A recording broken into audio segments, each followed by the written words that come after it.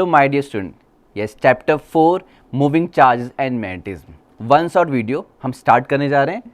और one shot video में आपको जैसा कि पता है हम बोर्ड के इंपॉर्टेंट टॉपिक्स को सारे टॉपिक डिस्कस करेंगे, और लेकिन वो चीज़ें हम मेनली फोकस करेंगे जो बोर्ड में बहुत इंपॉर्टेंट है, सो डेट कि कम टाइम में आप मैक्सिमम रिवाइज कर सकें। स्टार्ट करते हैं। मैग्नेटिक फील्ड का जो कंसेप्ट है, मैग्नेटिक फील्ड के बारे में जो इन्फॉर्मेशन हमें मिली और स्टेड एक्सपेरिमेंट से मिली।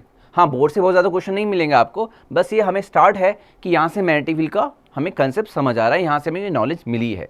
तो ऑरस्टेड एक्सपेरिमेंट क्या है कि जैसे आप सर्किट डायग्राम देख रहे हैं आप, तो उन्होंने एक सर्किट ड्रॉ किया। जैसे आप देख रहे हैं बैटरी है, इसमें स्विच है, तो इस कंडक्टर है या वायर है, इसका कुछ रेजिस्टेंस भी होगा, इसमें करंट फ्लो हो रही है। और उन्होंने क्या किया, इसके बगल में एक कंपास निडल रखा। तो ये जो कंपास निडल प्लेस है वो रखा, और जैसे स्विच ऑन किया करंट इस तरीके से बैटरी के प्लस से 100 टू 9 डायरेक्शन में मूव हुई। लेकिन जब स्विच ऑफ था तो जो ये कंपास निडल, जो मैग्नेट की क्या प्रॉपर्टी है, always point in the north south direction. तो करंट स्विच ऑन करने से पहले, यानी करंट फ्लो करने से पहले क्या था कि ये आपका नॉर्थ साउथ डायरेक्शन में था। लेकिन जैसे स्विच ऑन किया और करंट फ्लो हुई इस तरीके से साउथ टू नॉर्थ डायरेक्शन में, तो करंट फ्लो होते ही ये निडल इस तरीके से नॉर्थ से ईस्ट की तरफ ऐसे डिफ्लेक्ट हो गया। ठीक है, तो ये ऑब्जर्वेशन ऑरस्टेड ने ऑब्जर्व किया। फिर उन्होंने क्या किया, टर्मिनल चेंज कर दिए, बैटरी के टर्मिनल चेंज कर दिए, और क्या हो गया, जहां पर प्लस था वहां माइनस कर दिया, तो टर्मिनल चेंज हो गए, टर्मिनल्स आपके चेंज हो गए, ये हो गए इधर माइनस प्लस माइनस प्लस, इस तरीके से टर्मिनल चेंज कर दिए इधर। ठीक है, टर्मिनल्स चेंज कर दिया। टर्मिनल चेंज करने में करंट की डायरेक्शन क्या है कि प्लस से ऐसे मूव करेगी करंट, तो इस तरीके से current north to south direction हो गई। जब current north to south direction में फ्लो हुई, तो यहाँ पर डिफ्लेक्शन क्या हुआ, यहाँ डिफ्लेक्शन नॉर्थ से वेस्ट की तरफ हुआ, यानी कि करंट की डायरेक्शन के साथ इसके डिफ्लेक्शन की डायरेक्शन चेंज हो रही थी। और जैसे ही स्विच ऑफ कर दिया, वापस वो नॉर्थ साउथ डायरेक्शन में कंपास निडल आ गया। तो यहाँ से ऑरस्टेड ने ये कंक्लूजन निकाला कि जो करंट कैरी कंडक्टर है ये मैग्नेटिक फील्ड प्रोड्यूस कर रहा है। और क्यों मैग्नेटिक फील्ड प्रोड्यूस कर रहा है, इसका मतलब ये निडल जो है ना, क्योंकि मैग्नेटिक निडल है, कंपास निडल, तो ये अगर डिफ्लेक्ट हो रहा है तो मैग्नेटिक फील्ड की वजह से डिफ्लेक्ट हो रहा है। इसका मतलब ये है कि current carrying wire magnetic field produce करता है। और एक और चीज़ यहाँ से आइडिया लगी कि जब हमने करंट की डायरेक्शन चेंज की तो मैग्नेटिक फील्ड की डायरेक्शन भी चेंज हुई। तो यहाँ से हमारा कंसेप्ट ऑफ मैग्नेटिक फील्ड हमें मिला ऑरस्टेड से। अब नाउ नेक्स्ट, अब इंपॉर्टेंट टॉपिक स्टार्ट होता है जो बोर्ड में क्वेश्चंस आते हैं, बायोट-सैवर्ट लॉ। फर्स्ट टॉपिक जिससे बोर्ड में आपको क्वेश्चन मिलेंगे, हर 2 साल में आपको क्वेश्चन मिल जाएंगे, न्यूमेरिकल भी मिल जाएंगे। स्टार्ट करते हैं, बायोट-सैवर्ट लॉ। क्या है ये बायोट-सैवर्ट लॉ? एक वायर है, सर्किट में कोई वायर है, उसका एक पार्ट ले लेते हैं। ये वायर है और इस वायर में ये करंट आई फ्लो हो रही है। ओके, ये वायर है, करंट आई फ्लो हो रही है। अभी हमने ऑरस्टेड में देखा कि current carrying wire magnetic field produce करता है, तो ठीक है, इस वायर के से मैग्नेटिक फील्ड है। बायोट-सैवर्ट ने भी यही स्टडी किया कि इस वायर की वजह से मैग्नेटिक फील्ड है। तो इस वायर के छोटे से पार्ट, ये डीएल, इतना छोटा सा, जिसको जूम करके आप देख रहे हो, डीएल बहुत स्मॉल है, ये डीएल पार्ट, इसका एक स्मॉल सेगमेंट ले रहे हैं। यस, इसको हम करंट एलिमेंट भी कह सकते हैं। करंट इस डीएल से मूव कर रही है, फ्लो कर रही है, तो ये जो डीएल है इसको हम कह सकते हैं आई, तो आपका स्केलर क्वांटिटी है। जब आई के साथ डीएल रख देंगे तो आइडियल वेक्टर, इसको हम करंट एलिमेंट वेक्टर भी कह सकते हैं। तो ये जो करंट एलिमेंट वेक्टर डीएल है, उसके वजह से इस पी पॉइंट पे हमें मैग्नेटिक फील्ड फाइंड करनी है। तो बायोट ने यही फॉर्मूला दिया, इन्होंने कहा कि इस करंट एलिमेंट डीएल के वजह से जो मैग्नेटिक फील्ड है, स्मॉल सेगमेंट के स्मॉल मैग्नेटिक फील्ड डीबी, जो मैग्नेटिक फील्ड डीबी है, okay, this magnetic field dB because of the current element dl is proportional to current के proportion, I के proportional, इस length dl के proportional and inversely proportional to इस dl से r distance, यानी dl को reference point मानते हुए इससे r पोजिशन वेक्टर पे p पॉइंट है, डिस्टेंस का स्क्वायर के इनवर्सली। एंड वेरी इंपॉर्टेंट कि जो साइन एंगल है, यस, ये आर वेक्टर मैं कह रहा हूँ, अगर इसको रेफरेंस मान लूँ तो ये आर पोजीशन वेक्टर हो जाएगा, और ये डीएल वेक्टर, तो डीएल वेक्टर और आर वेक्टर के बीच का ये जो एंगल है वो थीटा, तो साइन थीटा। तो क्या कहा बायोट-सैवर्ट ने कि जो स्मॉल मैग्नेटिक फील्ड डीबी है पी पॉइंट पे, due to current element dl is proportional to current dl sine angle between dl vector r vector inversely proportional square of distance. And ये proportionality sign remove हुआ और हमें यहाँ पर constant proportionality क्या मिला, यस, स्मॉल के और स्मॉल के की वैल्यू वैक्यूम या एयर या फ्री स्पेस के लिए क्या होगी, यहाँ पर स्मॉल के की वैल्यू म्यू नॉट अपॉन 4 पाई, कुछ ऐसा ही आपने कूलम्स लॉ में 1/4 पाई एप्सिलॉन नॉट पढ़ा था। तो 4 पाई यहाँ पे भी डिनोमिनेटर है, बस वहाँ एप्सिलॉन नॉट भी डिनोमिनेटर में था, लेकिन यहाँ एप्सिलॉन नॉट की जगह म्यू नॉट है और डिनोमिनेटर की जगह न्यूमरेटर में है। क्लियर है? आपने क्या स्टडी किया था इलेक्ट्रोस्टैटिक में? 1/4 पाई एप्सिलॉन नॉट। ये 4 पाई यहाँ पर तो है, यहाँ पे भी है, बस एप्सिलॉन नॉट नीचे है तो यहाँ पर म्यू नॉट ऊपर है। तो ये है आपका। तो नाउ ये जो फॉर्मूला dB है एयर है वैक्यूम के लिए, क्या मिला आपको? Mu naught upon 4 pi IDL sine theta upon are square. तो ये हमें फॉर्मूला मिल गया बायोट-सावर्ट लॉ के अकॉर्डिंग। नाउ दिस फॉर्मूला ये वेक्टर फॉर्म में 1 मार्क्स में आता है कि right Biot Savart law in vector form. तो इसको वेक्टर फॉर्म में कैसे लिखें? नाउ इन वेक्टर फॉर्म, अब यहाँ पे जो वेक्टर क्वांटिटी वो कौन सी वेक्टर क्वांटिटीज है? आई तो है नहीं, बट DL वेक्टर है, वैसे R वेक्टर है, और जो मैग्नेटिक फील्ड है वो भी वेक्टर क्वांटिटी है। तो जो मैग्नेटिक फील्ड DB है, यस, उसको वेक्टर फॉर्म में कैसे लिखें? तो देखो DB vector is equal to mu naught upon 4 pi I, तो स्केलर टर्म है, DL vector cross R vector, cross product कर रहा हूं तो क्रॉस प्रोडक्ट में साइन वाला टर्म मिल गया, यानी कि इसको हम R से मल्टीप्लाई डिवाइड कर दें तो आपका DL R sign theta upon R cube हो जाएगा। R से इसको मल्टीप्लाई डिवाइड कर दें तो DL R साइन थीटा यानी DL क्रॉस R, तो DL क्रॉस R अपॉन यहाँ पे R वेक्टर के मॉड का क्या होगा? क्यूब होगा। यहाँ स्क्वायर है लेकिन ऊपर R चाहिए तो R से मल्टीप्लाई डिवाइड करने पे यहाँ पे क्यूब हो गया और DL R साइन थीटा को DL क्रॉस R लिख दिया आपने। तो इस तरीके से आपको हमने ये फॉर्मूला दिया जो कि बायोट-सावर्ट लॉ है इन वेक्टर फॉर्म। सिंप्लीफाई कर दिया हमने फॉर्मूला। तो DB vector is equal to mu naught upon 4 pi I DL cross R upon R vector के मॉड का क्यूब, ये बायोट-सावर्ट लॉ वेक्टर फॉर्म में है। Now mu naught upon 4 pi की वैल्यू क्या होती है? तो जो म्यू नॉट अपॉन 4 पाई की वैल्यू है, जैसे आपने कहा 1/4 पाई एप्सिलॉन नॉट की वैल्यू क्या होती है? 9 इंटू 10⁻⁹, और यूनिट तो आपको पता ही है। तो म्यू नॉट अपॉन 4 पाई की वैल्यू होती है 10⁻⁷ यूनिट। अब यहाँ पे कैसे फाइंड करेंगे? तो जैसे वहाँ पे भी फॉर्मूले से फाइंड किया था, यहाँ भी फॉर्मूले से, लेकिन मैग्नेटिक फील्ड की यूनिट आपको पता है, क्लास 10 में स्टडी किया है, टेस्ला। SI यूनिट टेस्ला होती है, कैपिटल T से डिनोट करते हैं, और सीजस गॉस होती है। ठीक है, 1 tesla is equal to how much? 10⁴ gauss होता है। ठीक है, तो हमें ऐसा यूनिट हमें याद रखना है, टेस्ला। तो इसका तो टेस्ला हो गया, यानी DB का तो टेस्ला हो गया। K की यूनिट क्या होगी? ये टेस्ला है, ये DL मीटर है, मीटर स्क्वायर है, ये एम्पियर है, और साइन ट्रिग्नोमेट्री की तो कोई यूनिट होती नहीं है। तो यूनिट क्या आएगी K की? टेस्ला, दिस इज मीटर पर एम्पियर। टेस्ला ये मीटर पर एम्पियर इसकी यूनिट हो गई। 10⁻⁷ ये वैक्यूम या फ्री स्पेस के लिए ये वैल्यू है। तो क्लियर हो गया बायोट-सावर्ट लॉ वेक्टर फॉर्म में और उसका magnitude. Now next, application of Biot-Savart law, और यही एक एप्लीकेशन हमारे कोर्स में है जो कि 3 मार्क्स के क्वेश्चन, डेरिवेशन पार्ट भी आ जाता है, न्यूमेरिकल भी आता है। ठीक है, और 5 मार्क्स में आए तो हो सकता है डेरिवेशन प्लस न्यूमेरिकल के साथ आए। नाउ एप्लीकेशन में जो एप्लीकेशन है that is magnetic field due to current carrying circular loop. Magnetic field due to current carrying circular loop, एक सर्कुलर लूप है, उसके वजह से मैग्नेटिक फील्ड उसके एक्सिस पे फाइंड कर रहे हैं। फिर आगे इस पे स्पेशल केसेस में सेंटर पे भी फाइंड कर सकते हैं। तो इस एक्सिस पे हम मैग्नेटिक फील्ड फाइंड कर रहे हैं, ये एक्सिस है, और इस एक्सिस P पॉइंट पे हम मैग्नेटिक फील्ड फाइंड कर रहे हैं, और ये आपका सर्कुलर लूप है जिसमें करंट I फ्लो हो रही है। ओके, तो नाउ बायोट-सावर्ट लॉ अप्लाई करते हैं। जैसे आप देख सकते हैं ये सर्कुलर लूप है। ओके, इस सर्कुलर लूप में हम स्मॉल करंट एलिमेंट DL लेंगे, तो यहाँ पर एक करंट एलिमेंट DL ले लिया, दिस इज, और यहाँ पे ये I DL वेक्टर शो कर दिया कि करंट एलिमेंट वेक्टर है जिसके वजह से इस P पॉइंट पे मैग्नेटिक फील्ड होगी। तो हमने इस स्मॉल करंट एलिमेंट के से मैग्नेटिक फील्ड बता दिया बायोट-सावर्ट लॉ से, और उसके बाद हम पूरे लूप की वजह से अगर बताना चाहें तो क्या करना पड़ेगा? स्मॉल सेगमेंट कैसे पता है तो पूरे लूप के लिए हमें इंटीग्रेशन यूज करना पड़ेगा। ठीक है, तो पहले हम स्टार्ट करते हैं, स्मॉल करंट एलिमेंट के से मैग्नेटिक फील्ड का फॉर्म लिखते हैं। नाउ P हमारा एक्सियल पॉइंट है इस करंट कैरिंग सर्कुलर लूप का। तो now magnetic field, yes, magnetic field eight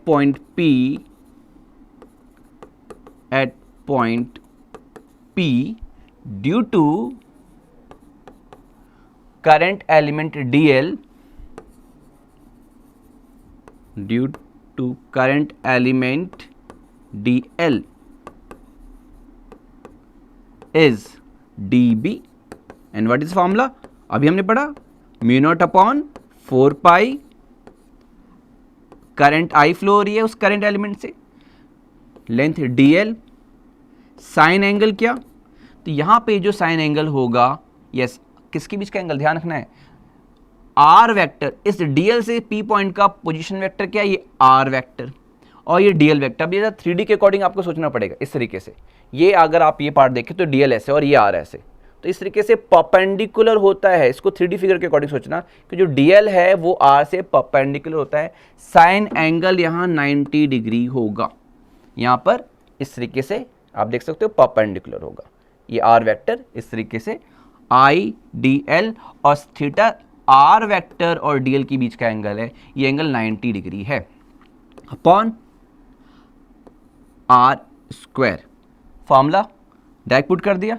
हाँ, बस हमें थीटा पता होना चाहिए कि 90 कैसे, तो इसके लिए थोड़ा सा 3D फिगर के अकॉर्डिंग सोचना है कि डीएल से आर वेक्टर 90 डिग्री एंगल बना रहे हैं। तो ये फॉर्मूला हो गया। Now we get DB is equal to mu naught upon 4 pi I D L sine 91 लिखने की जरूरत नहीं है, R square. Now this is a formula. तो फिर तो फॉर्मूला आ गया, वेक्टर क्वांटिटी है तो डायरेक्शन के साथ एरो दिखाना पड़ेगा कि कहाँ पर है। तो इसके वजह से यहाँ पे जो मैग्नेटिक फील्ड है वो डीबी है, वैल्यू तो हमें मिल गया, डायरेक्शन क्या होगी, this is the direction of dB vector. इस पी पॉइंट पे मैग्नेटिक फील्ड डीबी वेक्टर इस तरीके से।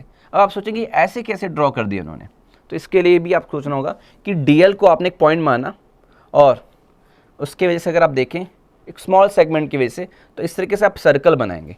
आपको याद होगा क्लास 10th में right hand thumb rule use होता है, तो आपको बता दें राइट हैंड थंब रूल क्या है।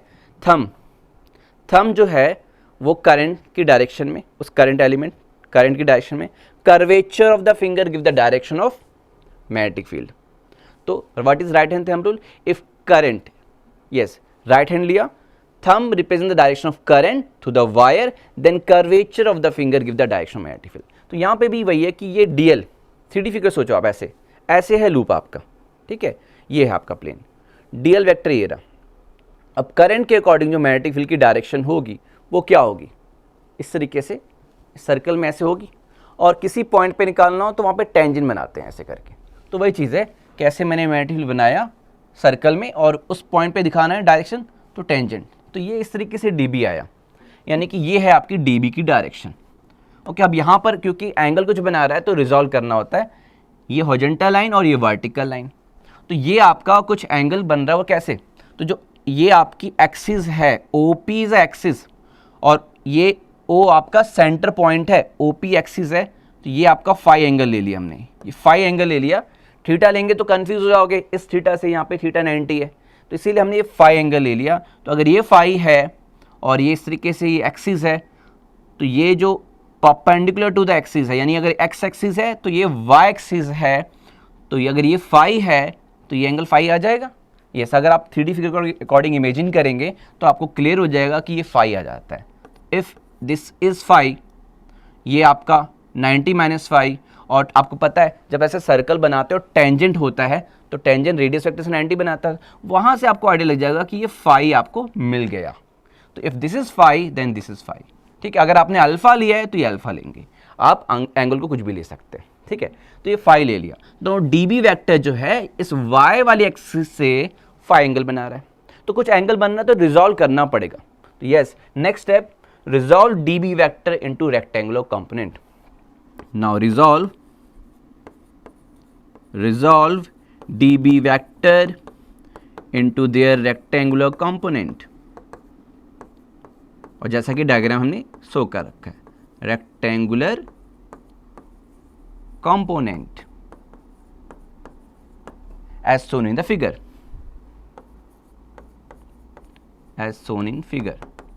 और हमने डायग्राम में रिजॉल्व करके शो कर दिया है। और देखो ये डी बी वैक्टर जिससे एंगल बन रहा है वो कॉस हो गया, ठीक है। ये वाई एक्सिस वाली लाइन से एंगल बन रहा है फाई, तो ये डी बी वैक्टर का ये जिससे एंगल बन रहा है वो कॉस, तो this is D B cos phi and इस कॉस फाई के perpendicular D B sine phi. तो रिजॉल्व कर लिया हमने इस तरीके से। अब हम इसको जब हम इंटीग्रेट करेंगे फॉर द पूरा कंप्लीट लूप के लिए, पूरे लूप के लिए, जैसे हमने यहाँ डी एल लिया अगर इधर डी एल लेंगे तो डी बी वैक्टर इधर होगा। तो अब पूरा इंटीग्रेट करेंगे तो जो D B cos phi component है इस तरीके से होगा, ऊपर इसके वजह से तो इसके से नीचे, तो इस तरीके से ये वाला जो कंपोनेंट है वाई एक्सिस के लॉन्ग वाला वो एक दूसरे को कैंसिल आउट कर देगा, जबकि एक्स एक्सिस के लॉन्ग जो कंपोनेंट है उसी डायरेक्शन में रहेगा, तो ऐड हो करके रिजल्टेंट मैग्नेटिक फील्ड देगा। तो ये ध्यान रखना है। तो हेयर जो D B cos phi components हैं वो कैंसिल आउट हो जाएगा। D B cos phi component जो है वो cancel for the whole loop, cancel out for complete circular loop, पूरे लूप के लिए लेंगे तो magnetic field,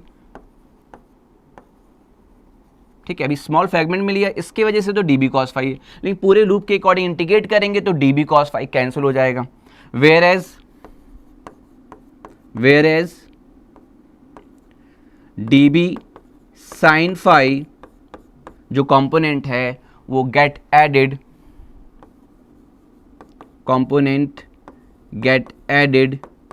to give resultant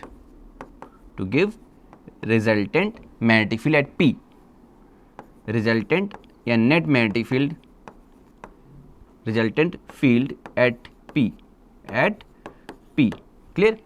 तो यानी कि हमें क्या करना है कि डी बी कॉस फाई को अब लेने की जरूरत नहीं, वो कैंसिल हो जाएगा। जो नेट मैग्नेटिक फील्ड होगा, यस नेट मैग्नेटिक फील्ड क्या, तो हम स्टडी कर रहे हैं, तो नेट मैग्नेटिक फील्ड होगा उस एक्सिस पे, यानी बी एक्सियल कह दें, ठीक है।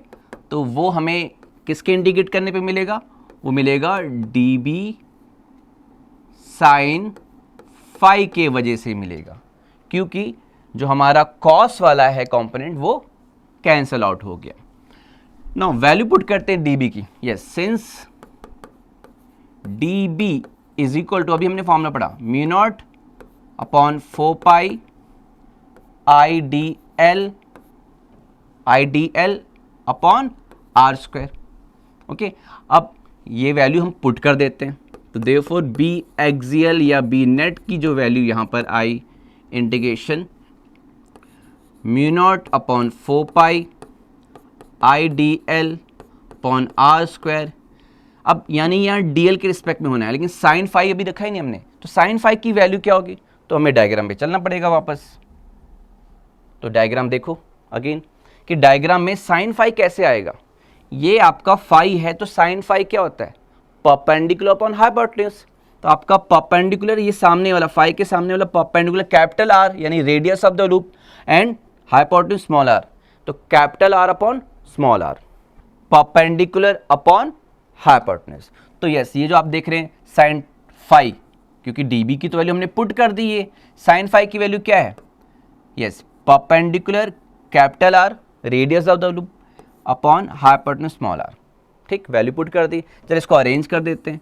B net is equal to 0 से 2 pi r, clear, mu naught upon 4 pi I, yes capital R upon small are का cube d L.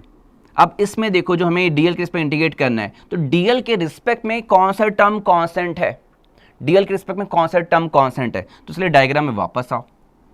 D L आप पूरे लूप में ऐसे इंटीग्रेट कर रहे हो, और पी पॉइंट चाहे इधर से देखो, इधर से डी एल लिया, पी पॉइंट का डिस्टेंस आर है, इधर से डी एल लिया, पी पॉइंट का डिस्टेंस आर है, तो आर नहीं चेंज हो रहा है, रेडियस ऑफ लूप भी नहीं चेंज हो रहा है, करंट वही फ्लो हो रही है। तो आइडिया लग गया कि डी एल आप यहाँ से यहाँ ले जा रहे हो, इस पॉइंट पे सेगमेंट ले रहे हो, इस पॉइंट पे सेगमेंट ले रहे हो, तो क्या नहीं चेंज हो रहा है, देख तो स्मॉल आर वही है, स्मॉल आर वही है, कैपिटल आर भी वही है, आई भी वही है। इसका मतलब जो चीज़ चेंज नहीं हो रही वो कांस्टेंट, तो जो चीज़ चेंज नहीं हो रही कांस्टेंट बाहर। यानी आप देख सकते हैं कि यहाँ पर म्यू नॉट अपॉन 4 पाई तो पहले से ही कांस्टेंट है ना, 10⁻⁷ वैल्यू होती है। आई करंट भी कांस्टेंट है, अभी मैंने आपको बताया कैपिटल आर रेडियस भी कांस्टेंट है, स्मॉल आर भी कांस्टेंट है, ये सारे टर्म तो इंटीग्रेशन से बाहर हो गए। अब बचा अकेला डीएल, तो 0 से 2 पाई आर डीएल, और डीएल का इंटीग्रेशन पूरे लूप के लिए तो आपको 2 पाई आर ही देगा। तो यस, नेक्स्ट बी नेट जो आया हमारा वो mu naught upon 4 pi I into capital R upon small are का क्यूब, और डीएल का इंटीग्रेशन 2 पाई आर के लिए हमें 2 पाई आर मिल गया। अब इसको सिंप्लीफाई करना है, तो सिंप्लीफाई करते। यस, यहाँ पे आप देख सकते हो 2 पाई और 4 पाई कैंसिल होकर 2 बचेगा, तो B net is equal to, yes, mu naught upon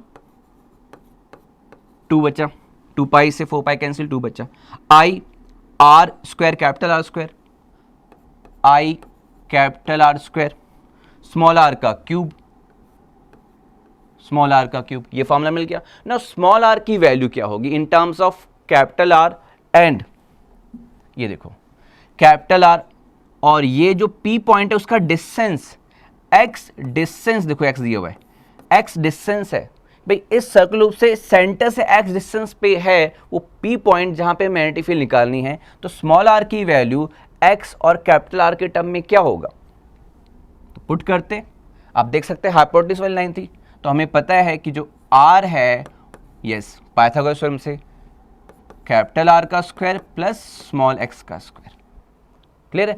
तो ये पुट कर देते हैं, B net is equal to mu naught I R square upon 2। अब ये जो आपका स्क्वायर रूट है तो 1/2 लिखेंगे, तो ये हो जाएगा आपका R square plus x square की पावर 3, तो पहले से थी और रूट के से 3/2। Now we get this expression, ये फॉर्मूला 3 मार्क्स में डिराइव करने को आता है, ये एक्सप्रेशन डिराइव करो आप। तो क्लियर हो गया, इसमें इंटीग्रेशन में कुछ नहीं करना है, जो कांस्टेंट टर्म वो सब बाहर आ जाएंगे, सिर्फ डीएल का इंटीग्रेशन तो 2 पाई आर है। इन देखने के लिए आपको डिफिकल्ट लग रहा है, वैल्यू बस डीबी की पुट की, साइन फाई की पुट की, और सब इंटीग्रेशन से तो बाहर आ जा रहे हैं, सिर्फ डीएल का इंटीग्रेशन तो 2 पाई आर हो गया। आगे सिंपल कैलकुलेशन करना है, वैल्यू पुट करनी है आर की, तो हमें नेट मैग्नेटिक फील्ड मिल चुकी है ना। जो नेट मैग्नेटिक फील्ड मिल गई आपको, अब यहाँ पे स्पेशल केसेस जो 1 मार्क्स के क्वेश्चन आ सकते हैं, स्पेशल केसेस लाइक इस फॉर्मूले में अगर मैं x 0 कर दूं तो इसका क्या मतलब है, x 0 करने का मतलब ये है, आप देख लो p पॉइंट x 0 करने का मतलब है कि OP डिस्टेंस जो x है उसको 0 कर दो, यानी आपका पॉइंट हो गया सेंटर पे, यानी magnetic field at the centre पे क्या होगा, यानी for x is equal to 0, यानी कि for x is equal to 0 कह रहे हैं तो हम कह रहे हैं कि मैग्नेटिक फील्ड सेंटर पे फाइंड कर रहे हैं, उस सर्कुलर लूप के सेंटर पे, तो x 0 कर देंगे तो हमें क्या मिलेगा, वी गेट म्यू नॉट आई, ये आर स्क्वायर, और ये देखो ये 0 होने पे आर स्क्वायर, ये 2 और 2 कैंसिल, आर की पावर 3, आर की पावर 2 अपॉन आर की पावर 3, तो नीचे सिर्फ आर मिलेगा डिनोमिनेटर में 2r। तो ये फॉर्मूला हमें मिल गया एक सर्कुलर लूप के centre magnetic field. Important question अलग से ही न्यूमेरिकल आ जाता है, यानी कि एक सर्कुलर लूप है, करंट फ्लो आई हो रही है, रेडियस उस सर्कुलर लूप का r है, तो सेंटर पे मैग्नेटिक फील्ड का formula mu naught I upon 2r, ये याद रखना डायरेक्ट फॉर्मूला जो कि यहाँ से आया। अब नेक्स्ट कि मैं कहूँ कि ये एक ही लूप है, उसकी जगह मैं 2 लूप 3 लूप n लूप कर दूँ, टर्न्स बढ़ा दूँ, तो फॉर n टर्न्स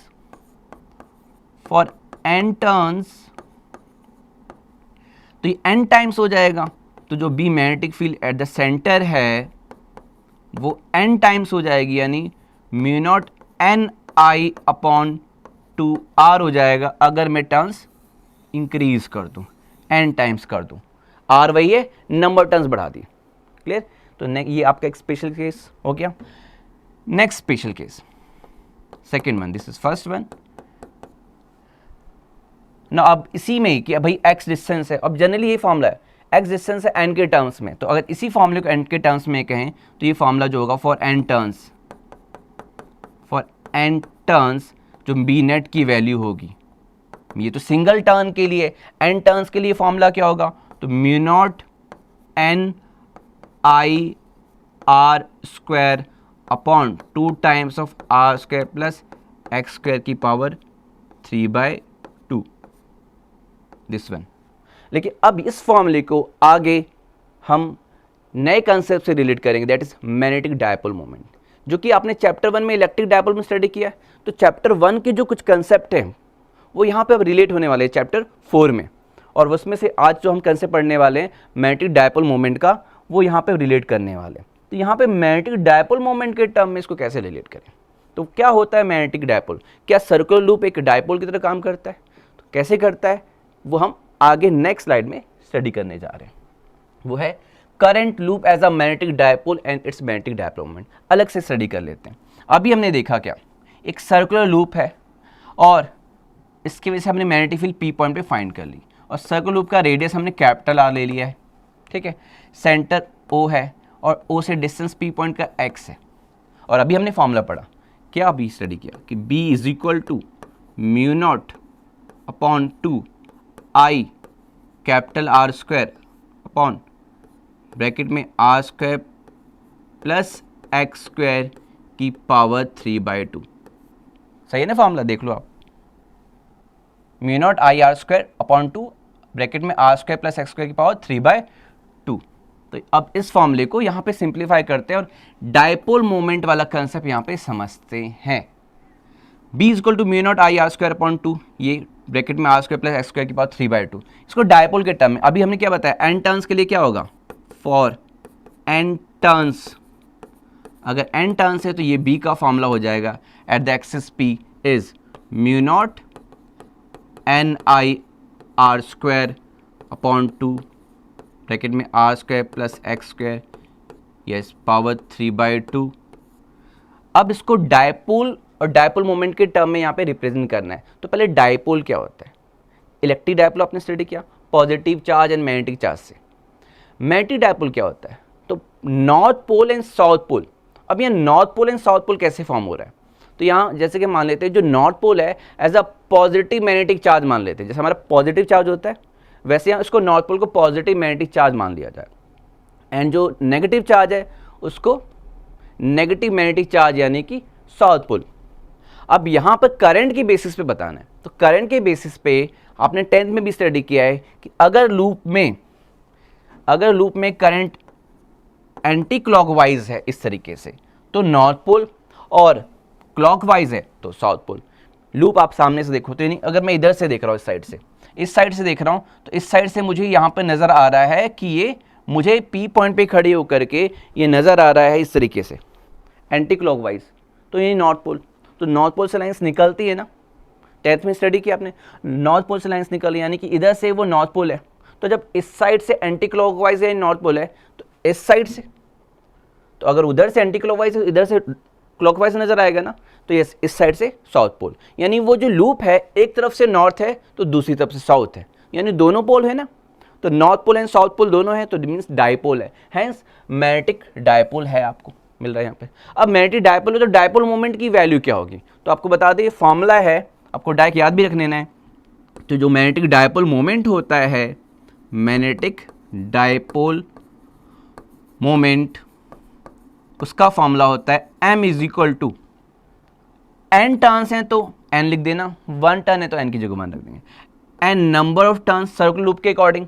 तो सर्कुलर लूप में करंट फ्लो होगी तभी तो north pole and south pole बनेगा, क्योंकि करंट एंटी क्लॉकवाइज है तो नॉर्थ पोल, करंट क्लॉकवाइज है तो साउथ पोल, तो n i के टर्म में तो होगा ही। और लूप का एरिया, तो ये सर्कुलर लूप का एरिया से pi R square capital R NIA, तो this is the magnetic dipole moment, m equal to NIA। बहुत इंपॉर्टेंट फॉर्मूला है, इस पर भी न्यूमेरिकल मिल जाएंगे। तो magnetic dipole moment NIA, capital M vector को लिखे हम तो NIA वेक्टर लिख देते हैं, तो वही वेक्टर का तो डायरेक्शन होगा, जैसे कि इलेक्ट्रिक डायपोल मोमेंट की डायरेक्शन होती है, यस उस डायपोल सिस्टम में नेगेटिव चार्ज से पॉजिटिव चार्ज की तरफ। तो यहाँ पर क्या होगा, उस डायपोल सिस्टम में साउथ पोल से नॉर्थ पोल की तरफ होगा, तो डायरेक्शन साउथ टू नॉर्थ होगी, यानी ये डायपोल सिस्टम है, उधर से नॉर्थ है इधर से साउथ, तो सिस्टम के अंदर से साउथ टू नॉर्थ, यानी एम वेक्टर की डायरेक्शन ये होगी, क्योंकि ये साउथ है इधर से, उधर से नॉर्थ है, तो साउथ टू नॉर्थ डायरेक्शन होगी एम वेक्टर की। NIA वेक्टर वही ए वेक्टर की डायरेक्शन वही एम वेक्टर की डायरेक्शन मानी जाती है। नाउ यहाँ से इंपॉर्टेंट है unit, what is the SI unit of magnetic dipole moment. N number turns की तो कोई यूनिट होती नहीं है, करंट की एम्पियर, तो S I unit is current की एम्पियर एरिया की metre square. S I unit भी पूछी जाती है, फॉर्मूला भी पूछा जाता है। तो अब इस फॉर्मूले को यूज करेंगे, इस फॉर्मूले को मॉडिफाई करके डायपोल मोमेंट के टर्म में लिखने में। तो आप देख सकते हो इस फॉर्मूले में एरिया है, तो एरिया में कन्वर्ट करना पड़ेगा, एन भी नजर आ रहा है, आई भी नजर आ रहा है, फर्क बस ए का है। तो ए कैसे बनाएं, तो हमें पता है ए इज इक्वल टू क्या होता है, area of the loop pi R square. तो अब आपको आइडिया लग गया, इतना तो सिंप्लीफाई कर सकते हैं कि पाई से मल्टीप्लाई डिवाइड करना पड़ेगा। देखो बी इज इक्वल टू जो एक्सिस पे आ रहा है म्यू नॉट एन आई, मैंने बस पाई से मल्टीप्लाई डिवाइड कर दिया, पाई से यहाँ मल्टीप्लाई किया तो नीचे पाई से डिवाइड भी करना पड़ेगा और डिवाइड भी कर दिया, ठीक है। तो देखो पाई से मल्टीप्लाई डिवाइड कर दिया। अब इसको एरिया लिख देता हूं, तो B is equal to mu naught N I A upon 2 pi bracket में R square plus x square की पावर 3/2। तो एन आई ए क्या, एम, नो वैल्यू पुट कर देते हैं, B is equal to mu naught N I A की जगह capital M यानी मैग्नेटिक डायपोल मोमेंट मैंने माना है उसको, 2 पाई ब्रैकेट में R square plus x square की होल पावर 3/2। ना अब यहाँ पे वही करते हैं जैसा कि हमने चैप्टर 1 में ई एक्सियल फाइंड किया था, वैसे ये बी एक्सिस यानी बी एक्सियल फाइंड कर रहे हैं। तो वो पी के टर्म में था, इलेक्ट्रिक डायपोल मोमेंट के टर्म में था, तो ये मैग्नेटिक डायपोल मोमेंट के टर्म में। वहाँ पे भी हमने क्या कहा, नेग्लेक्ट किया था कि भाई आपका एक्स जो है वो मच ग्रेटर देन आर हो, X is much greater than R हो। तो ये फॉर्मूला जो बी है यानी कि एक्सिस पे यानी बी एक्सियल भी कह सकते हैं, mu naught upon M 2 pi, R को नेग्लेक्ट कर दिया तो एक्स की पावर 2 की पावर 3/2, 2 कैंसिल हो गया, एक्स की पावर 3, 2 कैंसिल हो गया, एक्स की पावर 3। अब ये फॉर्मूला उससे रिलेट होना चाहिए, तो देखो अब 2 से मल्टीप्लाई डिवाइड करूँ, यहाँ पे 2 पाई तो नहीं है ना, mu naught upon 4 pi constant के होता है स्मॉल के, तो B axial is equal to mu naught upon 4 pi मिल गया। जैसे वहाँ पर ई एक्सियल में 1/4 पाई एप्स नॉट होता है, तो उसके एनालॉगस यहाँ म्यू नॉट अपॉन 4 पाई है। अब यहाँ पे 4 किया है तो यानी 2 से मल्टीप्लाई डिवाइड किया होगा, तो ये 2m हो गया, तो वहाँ देखो 2p था, यहाँ 2m आ गया, यहाँ डिस्टेंस का क्यूब है, वहाँ r ले लिया था तो r का क्यूब, तो यहाँ डिस्टेंस x लिया तो x का क्यूब। तो ये आपका जो फॉर्मूला आया वो वैसा ही आया जैसा ई एक्सियल का था, क्या था, k 1/4 पाई से नॉट वहाँ था, म्यू नॉट अपॉन 4 पाई इधर है, 2 टाइम्स ऑफ p था अपॉन डिस्टेंस का क्यूब, तो 2 टाइम्स ऑफ m है अपॉन डिस्टेंस का क्यूब, तो यानी b एक्सियल x क्यूब के इन्वर्सली है। तो ये क्लियर हो गया कि जो करंट कैरिंग लूप है वो एक डायपोल की तरह काम कर रहा है और डायपोल मोमेंट के टर्म हम मैग्नेटिक फील्ड कहें तो ये मिल जाएगा, और ये फॉर्मूला आपको डायपोल मोमेंट का क्लियर हो गया। Yes, next very important Ampere circuital law. Biot Savart law के बाद उसकी एप्लीकेशन पढ़ने के बाद हम आ रहे हैं एम्पियर सर्किटल लॉ में। इसमें बहुत बड़ी डेरिवेशंस नहीं है और बहुत ही सिंपल है। एम्पियर सर्किटल लॉ जैसे कि आपने गॉस लॉ स्टडी किया था, वहाँ पे हमने सरफेस एरिया के अकॉर्डिंग जो है इलेक्ट्रिक फील्ड को इंटीग्रेट किया और हमने इलेक्ट्रिक फ्लक्स फाइंड किया। यहाँ पर हम मैग्नेटिक फील्ड को इंटीग्रेट करने वाले हैं बट सरफेस एरिया के अकॉर्डिंग नहीं, एक क्लोज पाथ के अकॉर्डिंग। तो एम्पियर सर्किटल लॉ ने क्या कहा कि जैसे हमने वायर कहा कि ये करंट कैरिंग वायर है और हमें पता है इस वायर के चारों तरफ मैग्नेटिक फील्ड है, तो मैग्नेटिक फील्ड कैसे फाइंड करेंगे, तो ये एम्पियर सर्किटल लॉ से हम डिराइव करने वाले हैं। फिलहाल हमें ये तो पता है कि इस करंट कैरिंग वायर के चारों तरफ मैग्नेटिक फील्ड है, and right hand thumb rule से हमें पता है कि करंट के डायरेक्शन में thumb curvature finger give the direction magnetic field. इसलिए आप देख सकते हो कि यहाँ पर कंसेंट्रिक सर्कल्स बना रखा है, मैग्नेटिक फील्ड लाइंस है, तो magnetic field lines form a concentric circle, close है और एक कंसेंट्रिक सर्कल है जिसका सेंटर ये रहा। अब जैसे यहाँ मैग्नेटिक फील्ड अलग होगी, यहाँ मैग्नेटिक फील्ड अलग होगी, और जैसे अवे जाएंगे मैग्नेटिक फील्ड डिफरेंट होगी, डिक्रीज होगी। जैसे कि आपने 10th में भी स्टडी किया है कि जैसे करंट कैरिंग वायर से अब अवे जाएंगे तो मैग्नेटिक फील्ड डिक्रीज होने वाली है।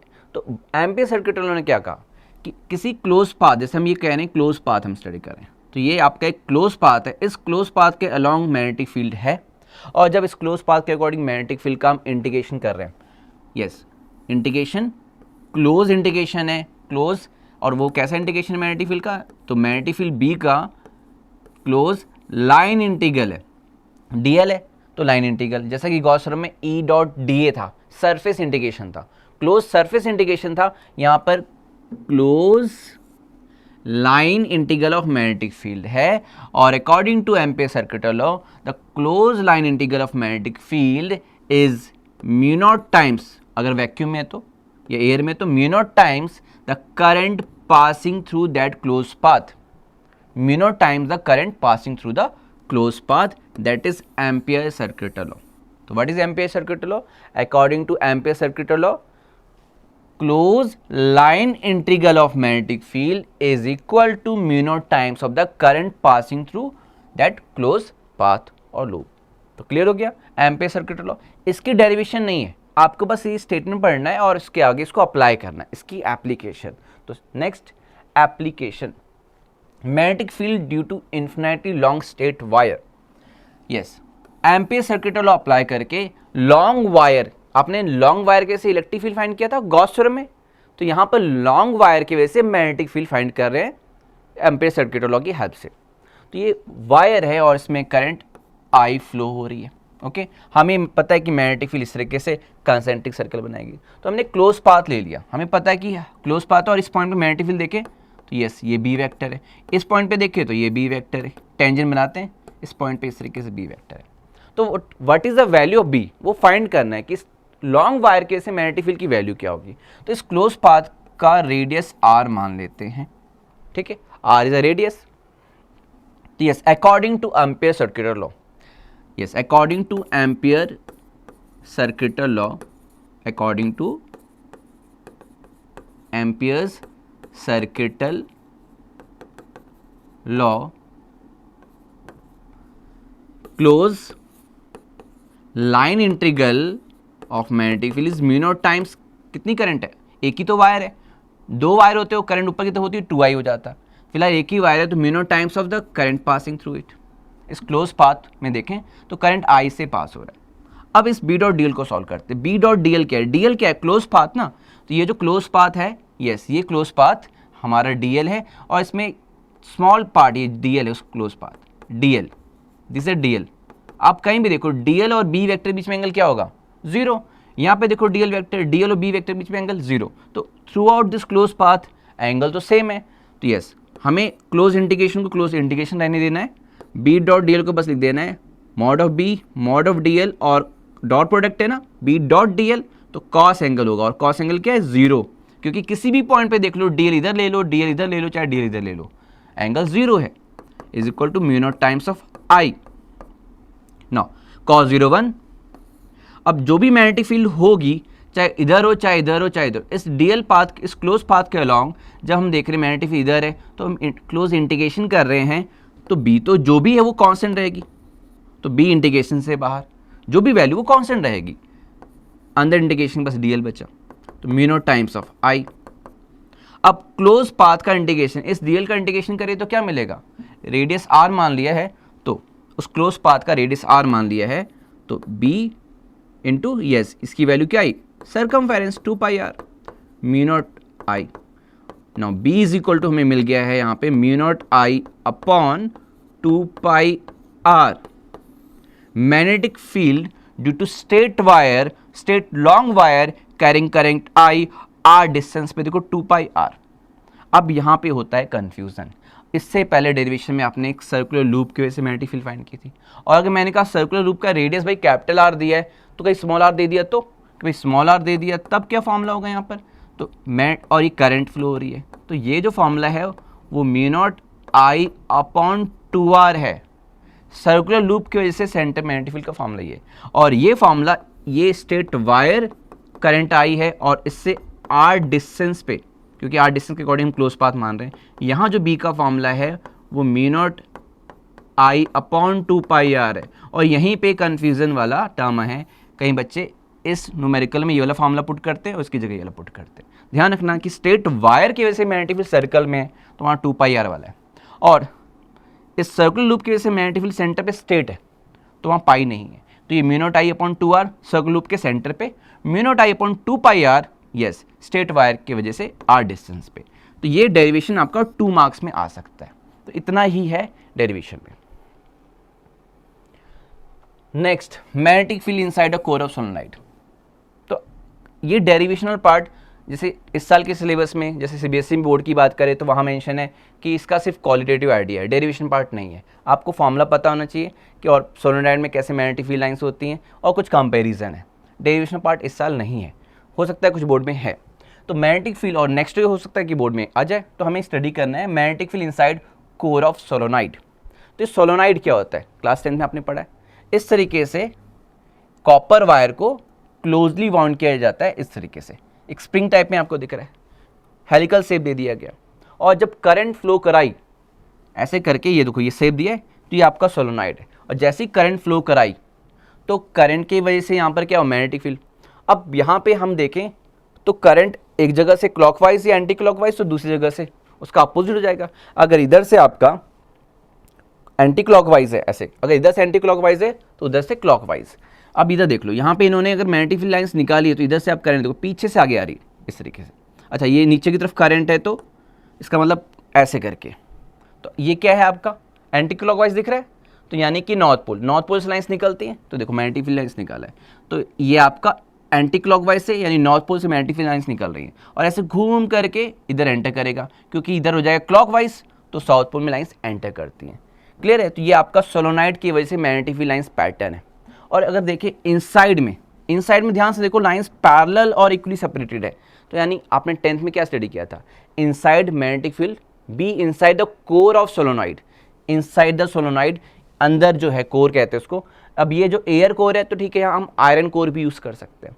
तो ये कोर जो आपको दिख रहा है यहाँ पर लाइंस पैरेलल और इक्वली सेपरेटेड है, तो मैग्नेटिक फील्ड जो भी होगी वो यूनिफॉर्म मानी जाती है। अब उसकी वैल्यू क्या होती है, तो उसकी वैल्यू होती है B is equal to mu naught, अगर एयर कोर है तो एन आई, ये फॉर्मूला है जो कि आप डिराइव भी कर सकते हैं। B is equal to mu naught N I. अब म्यू नॉट कब यूज़ करना है, जब एयर कोर है तो, ठीक है। और अगर आयरन कोर पे इसको बाउंड किया गया है तो आयरन कोर के लिए फॉर्मूला क्या होगा, तो be inside the iron core, mu naught की जगह म्यू हो जाएगा एन आई। तो कोर पे डिपेंड कर रहा है मैग्नेटिक फील्ड।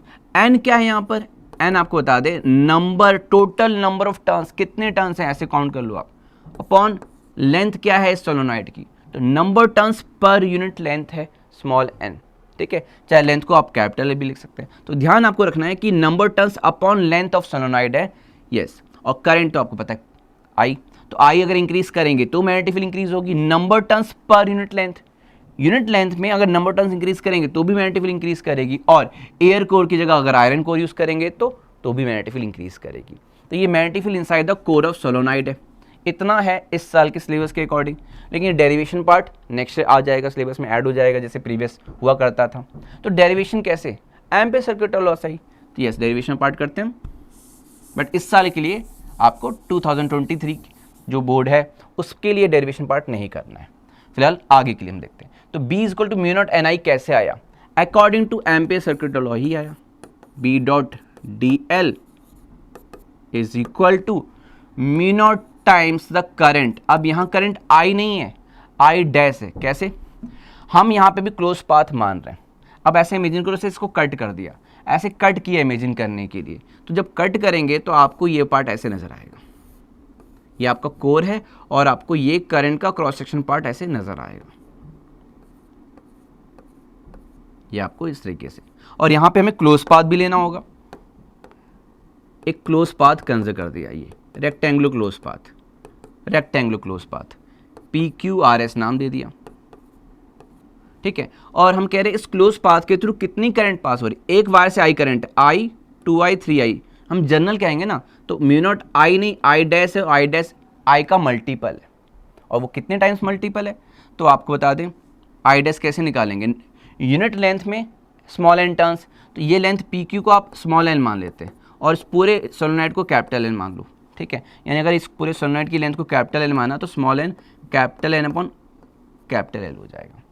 तो नाउ I डैश क्या है, तो यहाँ पे जो I डैश है कितने टर्न्स इसके अंदर हैं इस क्लोज पाथ के अकॉर्डिंग, तो small N number turns per unit length, और इस क्लोज पाथ का लेंथ L, तो टोटल नंबर टर्न्स आ गया, यूनिट लेंथ पे स्मॉल n तो L लेंथ पे n into L times of I, तो ये I डैश हो गया। ओके, अब आगे हम सॉल्व करते हैं।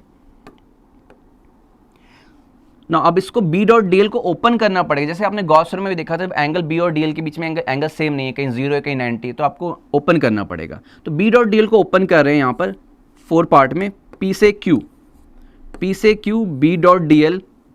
अगर आप देखें बी डॉट डी एल करें तो यहाँ पर बी और डी एल के बीच में एंगल क्या होगा 0, अगर मैग्नेटिक फील्ड इस तरीके से। देन क्यू से R B dot D l, then R to S B dot D l and plus S से P B dot D l and is equal to क्या, mu naught times I dash यानी कि N L I. ये अब इसमें कौन से part cancel हो जाएंगे, ये थीटा 90, ये 0, theta 90 means cos 90 dot product, ये टर्म कट गया, ये भी कट गया, यहाँ पे भी सेम 90 वाला कंसेप्ट है।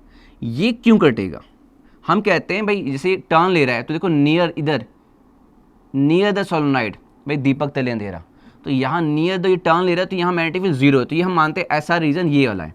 तो ये मैग्नेटिक फील्ड 0 होने की वजह से ये टर्म 0 हो गया, यानी सिर्फ ये टर्म रह गया, यानी P से Q B D L cos 0 mu naught times N L I, और जो भी B है इनसाइड है ना अंदर वो कांस्टेंट है, यानी यूनिफॉर्म इंटीग्रेशन से बाहर P से Q d l mu naught n L I naught d l, P से Q डी एल का इंटीग्रेशन L आ जाएगा, B into l mu naught n L I, और क्लियर है कि देखो L कैंसिल हो गया and we get B is equal to mu naught N आई।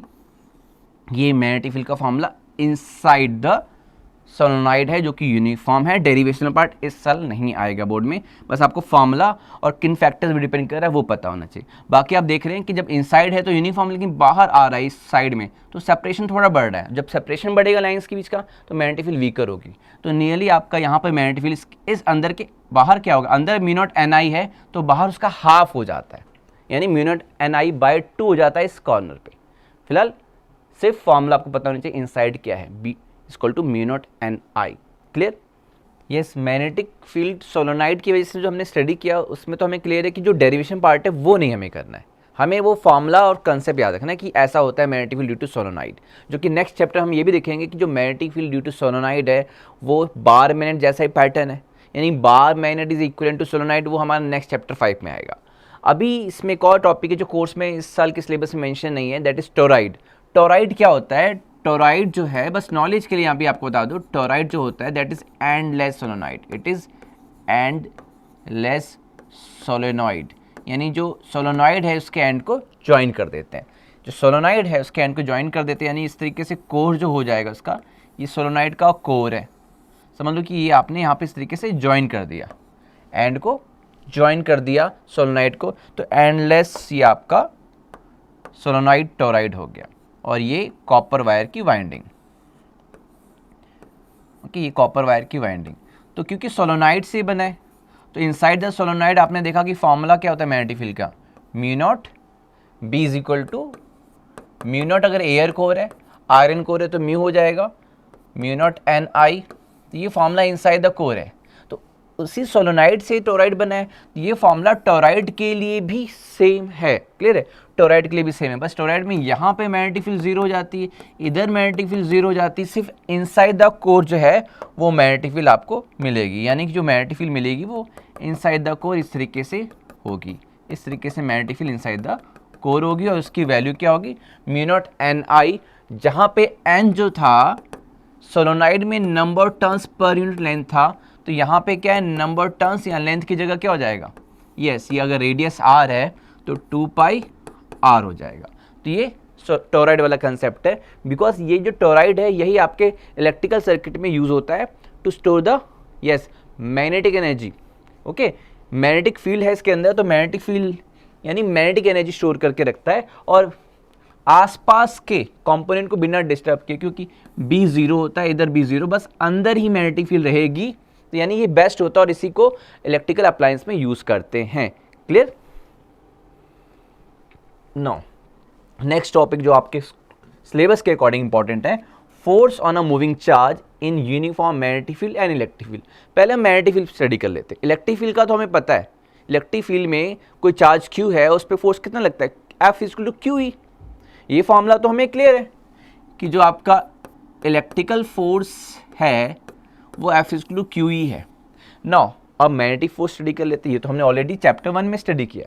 तो नाउ मैग्नेटिक फोर्स पहले स्टडी करते हैं, फिर दोनों को कंबाइन। चार्ज Q जो है वो v वेलोसिटी वेक्टर से मूव कर रहा है किसी मैग्नेटिक फील्ड B वेक्टर में। क्लियर है? तो this is the magnetic field B vector, उसमें ये v वेक्टर से मूव कर रहा है, और यहाँ पर मैग्नेटिक फील्ड और वेलोसिटी वेक्टर के बीच में एंगल ये थीटा है। तो जो फोर्स लगेगा इस चार्ज पे, इस चार्ज Q पे जो कि v वेलोसिटी से मूव कर रहा है, जो फोर्स लगेगा because of the magnetic field, उसका फॉर्मूला क्या था, this force is proportional to charge की वैल्यू Q, वेलोसिटी की वैल्यू v, मैग्नेटिक फील्ड की वैल्यू यानी strength B, and very important sine angle theta. कि भाई ये चार्ज भी है, वेलोसिटी भी है, मैग्नेटिक फील्ड भी है, लेकिन फोर्स लग भी रहा है नहीं भी लग रहा है, कंडीशन क्या है कि थीटा, अगर थीटा 0 हो गया तो भले Q की वैल्यू है, V की वैल्यू, B की वैल्यू है, लेकिन फिर भी फोर्स 0 है अगर थीटा 0 या 180 होगा। यानी कि यहाँ पे आप देख सकते हो जो मैग्नेटिक फोर्स है, this is the magnetic force. The magnetic force experienced by the charge Q moving with velocity v in the magnetic field B is given by this one, and proportionality sign हटेगा, constant proportionality K, SI system में इसकी value 1 ली जाती है। तो यानी F is equal to Q V B sine theta, ये आपका magnetic force का फॉर्मूला मिल चुका है। ये इलेक्ट्रिकल फोर्स, ये magnetic force. Clear? Now vector form में फोर्स वेक्टर क्वांटिटी, तो F vector can be written as Q V cross B। ओके, तो आप देख सकते हैं velocity cross magnetic field, cross product से ना V क्रॉस B, और theta angle between V vector and B vector, इन दोनों वेक्टर क्वांटिटी के बीच का एंगल है। तो यस, क्योंकि क्रॉस प्रोडक्ट से आया तो आपको क्लियर है कि कोई नेसेसरी नहीं कि ये दोनों आपस में परपेंडिकुलर हो, बट जो क्रॉस प्रोडक्ट से ये जो क्वांटिटी आ रही है यानी फोर्स, वो आपकी वेलोसिटी वेक्टर के भी परपेंडिकुलर होगी, यानी जो मैग्नेटिक फोर्स है वो वेलोसिटी वेक्टर के भी परपेंडिकुलर होगा और मैग्नेटिक फील्ड के भी परपेंडिकुलर होगा, और V और B के बीच में एंगल कुछ भी हो सकता है, 90 भी हो सकता है, बट नेसेसरी नहीं है। अब आप देख सकते हो कि इस फॉर्मूले से स्पेशल केसेस कि अगर चार्ज है और कुछ एंगल थीटा जो भी दिया 90 डिग्री 60 डिग्री, तो चार्ज है तो भी फोर्स लग रहा है। यानी कि अगर न्यूट्रल पार्टिकल है, न्यूट्रॉन है, फोटोन, प्रोटोन नहीं फोटोन कह रहे हैं एनर्जी पैकेट, तो उन पे कोई चार्ज क्यू तो होता नहीं है, चार्जलेस, तो चार्ज नहीं तो फोर्स लगेगा नहीं। यानी इलेक्ट्रॉन है, प्रोटॉन है, अल्फा पार्टिकल है, ये जो चार्ज मोशन में है, कुछ वेलोसिटी भी होगी, कुछ मैग्नेटिक फील्ड भी हो, और साइन थीटा हो सकता है 90 भी हो, 60 उस तरीके से, तो फोर्स लग रहा है। बाकी इस फॉर्मूले में आपको पुट करना होगा। लेकिन चार्ज है, इलेक्ट्रॉन है और v वेलोसिटी से मूव कर रहा है, तो बताओ वेलोसिटी वेक्टर जो उसका है मैग्नेटिक फील्ड के साथ कौन सा एंगल बनेगा, क्या एंगल होगा कि फोर्स 0 होगा। यस, या तो उसकी डायरेक्शन मूव करेगा थीटा 0, या अपोजिट डायरेक्शन मूव करेगा यानी थीटा 180, तो फोर्स 0 होगा। तो क्लियर हो गया कि मैग्नेटिक फोर्स का कंसेप्ट ना, ये मैग्नीट्यूड तो हो गया। डायरेक्शन, क्रॉस प्रोडक्ट से अगर कोई क्वांटिटी आ रही है तो डायरेक्शन कैसे आता है, तो क्रॉस प्रोडक्ट के लिए यस ये यूज करते हैं आप, हम पाम रूल यूज कर रहे हैं, velocity cross magnetic field, V vector palm, V vector cross B, thumb अंदर की तरफ, यानी जो मैग्नेटिक फोर्स की डायरेक्शन है वो इनवर्ट की तरफ लगेगा। क्लियर है? और हम कह सकते हैं कि जो वेलोसिटी है v, उसका अगर हम देखें ये कंपोनेंट क्या होगा और ये कंपोनेंट क्या होगा, तो जिससे एंगल बन रहा है वो v cos थीटा कंपोनेंट हो गया, और ये आपका v sin थीटा। तो कह सकते हैं कि जो v sin थीटा कंपोनेंट है उस पे फोर्स लग रहा है, क्योंकि v sin theta component b के परपेंडिकुलर है। क्लियर? और जो मैग्नेटिक फोर्स है यस, वो दोनों के ही परपेंडिकुलर होती है, v वेक्टर और b वेक्टर के परपेंडिकुलर। तो आप एक और रूल आपने क्लास 10th में स्टडी किया, यस, कौन सा रूल स्टडी किया, Fleming, this one, left hand. Okay, Fleming left hand rule आपने स्टडी किया है, this one, thumb represent the direction of force, this one, first finger represent direction of yes magnetic field, external magnetic field, और this central finger represent direction of current यानी कि motion of positive charge. यानी अगर positive charge इस direction move कर रहा है, magnetic field इधर है, तो फोर्स ऊपर की तरफ लगेगी। तो F बी आई, और आई याद रखना करंट की डायरेक्शन यानी मोशन ऑफ पॉजिटिव चार्ज। तो अगर पॉजिटिव चार्ज, जैसे मैंने कहा वी वेक्टर का मैंने ये कम ले लिया क्योंकि इस पे फोर्स लगेगा, वी कॉस तो अलोंग है, तो अलोंग वाले टर्म में फोर्स लगेगा नहीं, तो वी साइन थीटा ऊपर की तरफ, मैग्नेटिक फील्ड इधर, तो देखो थंब अंदर आया, वी साइन थीटा पे फोर्स लग रहा है, मैग्नेटिक फील्ड इधर है, थंब अंदर की तरफ। ओके, तो yes, Fleming left hand rule से भी फोर्स अंदर की तरफ आ रहा है, and palm rule cross product के लिए वी क्रॉस बी थंब अंदर की तरफ, दोनों से ही फोर्स की डायरेक्शन इनवर्ड आ रही, मैग्नेटिक फोर्स की डायरेक्शन इनवर्ड आ रही है। तो क्लियर हो गया, मैग्नेटिक फोर्स, इलेक्ट्रिकल फोर्स ना, दोनों ही मैग्नेटिक फील्ड भी प्रेजेंट है, इलेक्ट्रिक फील्ड भी प्रेजेंट है, और दोनों ही फील्ड हैं, तो फोर्स क्या होगा, फोर्स तो वेक्टर क्वांटिटी है, तो वेक्टर सम होगा, यानी in the presence of both electrical field and magnetic field जो फोर्स होगा वो electrical force plus magnetic force का वेक्टर सम होगा, and this force is Lawrence force, इसको हम लॉरेंस फोर्स कहते हैं। ठीक है, यानी वेक्टर सम है electrical force and magnetic force दोनों का। ओके, बाकी जो अगर आप फील्ड नहीं है, मान लो इलेक्ट्रिकल फील्ड नहीं है, तो ये जीरो कर देंगे, तो लॉरेंस फोर्स की वैल्यू मैग्नेटिक फोर्स के इक्वल हो जाएगी। अगर ये मैग्नेटिक फील्ड नहीं है तो लॉरेंस फोर्स इलेक्ट्रिकल फोर्स के इक्वल हो जाएगा, और दोनों ही फील्ड है तो ये फॉर्मूला आपको यूज़ करना है ना। एक कंसेप्ट है वेलोसिटी सेलेक्टर का। वेलोसिटी सेलेक्टर का कंसेप्ट क्या है कि चार्ज पार्टिकल है, मैग्नेटिक फील्ड में भी मूव कर रहा है, इलेक्ट्रिकल फील्ड में भी मूव कर रहा है, ठीक है, लेकिन उस पर नेट फोर्स जीरो है। तो नेट फोर्स जीरो होने का क्या मतलब है, नेट फोर्स जीरो होने का मतलब ये है कि इन दोनों का वेक्टर सम जीरो।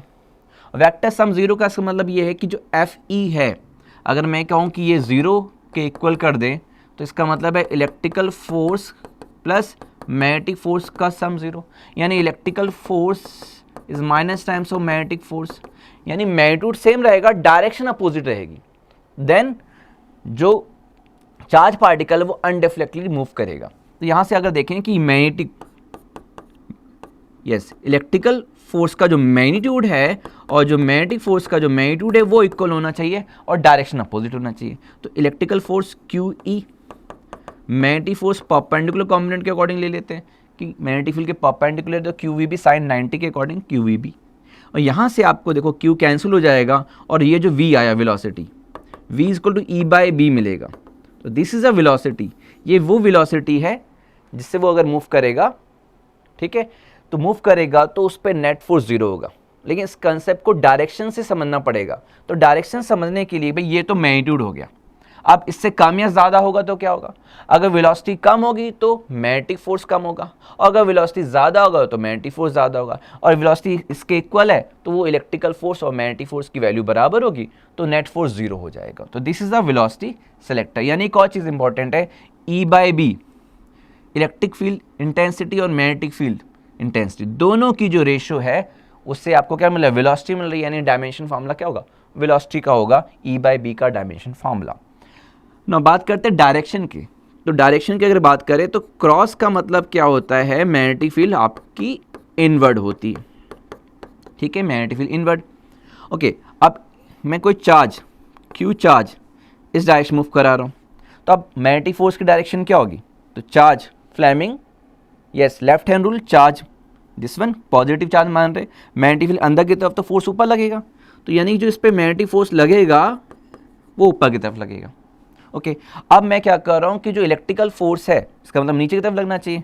ग्रेविटी की बात बिल्कुल नहीं कर रहे, ग्रेविटी यहाँ पे इंक्लूड नहीं कर रहे, सिर्फ इलेक्ट्रिकल फील्ड और मैग्नेटिक फील्ड की बात कर रहे हैं। तो मैग्नेटिक फोर्स उस पर, यस देखो चार्ज ऐसे मूव कर रहा है, मैग्नेटिक फील्ड अंदर और थंब ऊपर की तरफ, तो ये मैग्नेटिक फोर्स ऊपर लग रहा है। तो इलेक्ट्रिकल फोर्स अगर नीचे लगे तो इसका मतलब क्या करना पड़ेगा, इसका मतलब ये है कि हमें यहाँ पर जो इलेक्ट्रिक फील्ड है, इलेक्ट्रिक फील्ड कैसे होगी डायरेक्शन, जैसे अगर मैंने कहा ये प्लस प्लेट लिया, ये नेगेटिव ले लिया, तो इलेक्ट्रिक फील्ड ऐसे डाउनवर्ड, ओके, इस तरीके से इलेक्ट्रिक फील्ड डाउनवर्ड। तो इस केस में जो मैग्नेटिक फोर्स ऊपर लग रहा है, इलेक्ट्रिकल फोर्स नीचे की तरफ, यानी इस तरीके से अगर इलेक्ट्रिक फील्ड आपकी नीचे की तरफ है और पॉजिटिव चार्ज ऐसे मूव कर रहा है, मैग्नेटिक फील्ड इनवर्ड की तरफ है, तो मैग्नेटिक फोर्स ऊपर लगेगा, दिस वन, ठीक है, मैग्नेटिक फोर्स आपका ऊपर लगेगा, और जो इलेक्ट्रिकल फोर्स है जो कि पॉजिटिव चार्ज पे कहाँ लगता है, in the direction of electric field, नीचे की तरफ। और दोनों का मैग्नीट्यूड अगर सेम हो जाए, डायरेक्शन तो अपोजिट हो गई, मैग्नीट्यूड सेम हो गया, तो यानी कि हमें v मिला e बाई बी, तो यानी इस वेलोसिटी से मूव करेगा e बाई बी से, तो वो सीधा चला जाएगा, बिना डिफ्लेक्ट किए सीधा चला जाएगा स्ट्रेट। लेकिन अगर वेलोसिटी की वैल्यू अगर कम हुई e बाई बी से, तो यस मैग्नेटिक फोर्स ज़्यादा होगा, तो ऊपर की तरफ। और अगर वेलोसिटी की वैल्यू आपकी e बाई बी से अगर कम हुई, तो मैग्नेटिक फील्ड अगर वीकर है, तो इलेक्ट्रिक फील्ड स्ट्रॉन्गर है, नीचे की तरफ मूव करेगा। तो यानी v की वैल्यू पे डिपेंड करेगा कि आपका मैग्नेटिक फील्ड ज़्यादा है या मैग्नेटिक फील्ड कम है। और अगर v की वैल्यू e बाई बी के इक्वल है, तो ये सीधा चला जाएगा। That is velocity selector. Clear? Now next topic, force on a current carrying conductor in a uniform magnetic field. Force on a current carrying conductor in uniform magnetic field. अभी हमने charge पे force find किया, ठीक है। Rule कौन सा लगा? Fleming left hand rule लगा डायरेक्शन के लिए। ये करंट के लिए भी तो है, यस। करंट की डायरेक्शन, मैग्नेटिक फील्ड अगर अंदर की तरफ है तो फोर्स ऊपर लगेगा। तो एफ बी आई से याद रखें, आई यानी current, central finger, first finger give the direction of magnetic field, then thumb represent direction of magnetic force. अब हमें जनरल ले रहे हैं कि भाई कुछ एंगल बना रहा है, ये जो मैग्नेटिक फील्ड बी है वो इस करंट की डायरेक्शन से, दिस इज अ करंट। अब करंट तो आपकी स्केलर क्वांटिटी है, लेकिन डायरेक्शन है, तो करंट के साथ जब लेंथ ले लेते हैं तो करंट एलिमेंट हो जाता है। तो उसको आई एल वेक्टर ले लेते हैं, और ये लेंथ है इस वायर का, जिसको हम जूम करके आपको दिखा रहे हैं। ये पी क्यू वायर है, एल लेंथ वायर है, यस। करंट ये डायरेक्शन पी से क्यू है, तो आई एल वेक्टर की डायरेक्शन ये है। तो जो आई एल वेक्टर और बी वेक्टर के बीच में एंगल है वो थीटा। अब इस वायर पे फोर्स लग रहा है, क्यों लग रहा है? बेसिकली इस वायर के अंदर है चार्ज, और जो चार्ज q है और वो v वेलोसिटी से मूव कर रहा है। और वेलोसिटी कौन सी? वायर के अंदर ड्रिफ्ट वेलोसिटी। और जब चार्ज q ड्रिफ्ट वेलोसिटी से मूव कर रहा है in the external magnetic field, तो अभी आपने कंसेप्ट पढ़ा कि मैग्नेटिक फोर्स लगेगा। तो यस, इसी वजह से इस करंट कैरिंग वायर पे मैग्नेटिक फोर्स लगेगा। तो यानी हम चार्ज से स्टार्ट करते हैं। हम ये जानते हैं कि charge on each, force on each electron, क्या फॉर्मूला होता है? फोर्स को पहले वेक्टर फॉर्म लिखो, F vector, each electron, charge Q, यहाँ इलेक्ट्रॉन की वैल्यू लिख देंगे, velocity drift velocity cross magnetic field V D cross B. अब यहाँ वैल्यू रखते हैं, फोर्स ऑन ईच इलेक्ट्रॉन क्या होगा? Force on each electron is F vector, charge की जगह वेक्टर फॉर्म मिले तो माइनस ई लिखना पड़ेगा, माइनस ई, क्योंकि electron negative charge. Velocity drift velocity v D cross B, the force on each electron. कितने इलेक्ट्रॉन है? मान लेते हैं n इलेक्ट्रॉन्स है। If there is n electron, तो yes, for n electrons present है। और आपको पता है n क्या? Number density of free electron into volume area cross section into length. तो यस, तो therefore force on the wire मतलब force on the n electron, force on n electrons means force on wire is equal two is vector form लिखते हैं, F vector n times of small f। एक electron पे इतना force है तो n electron पे n times कर दिया, और यही वायर पे फोर्स है, बिकॉज इलेक्ट्रॉन के मोशन से ही तो करंट है। तो f vector is equal to n की जगह ये वैल्यू रख देंगे, small n area cross section length, और f वेक्टर की जगह वैल्यू रखा तो ये आपको मिला minus E V D cross B. Clear? अब इसको अरेंज कर देते तो f वेक्टर आपको मिल गया minus N E A L V D cross B. Okay, अब आपको फॉर्मूला याद होगा करंट का। यस, चैप्टर 3 करंट इलेक्ट्रिसिटी में आपको मैंने डिराइव किया था, I equal to N E A v d. तो we know that I is equal to N E A v D, और अगर मैं इसको L से मल्टीप्लाई कर दूं तो I L equal to N E A L V D. और जरा वेक्टर फॉर्म लिखो तो अगर वी डी वेक्टर कहूँ तो आई एल वेक्टर, और लेकिन ये ड्रिफ्ट वेलोसिटी इलेक्ट्रॉन की है, तो इलेक्ट्रॉन की अपोजिट डायरेक्शन में होती है करंट, तो माइनस साइन लगा दिया।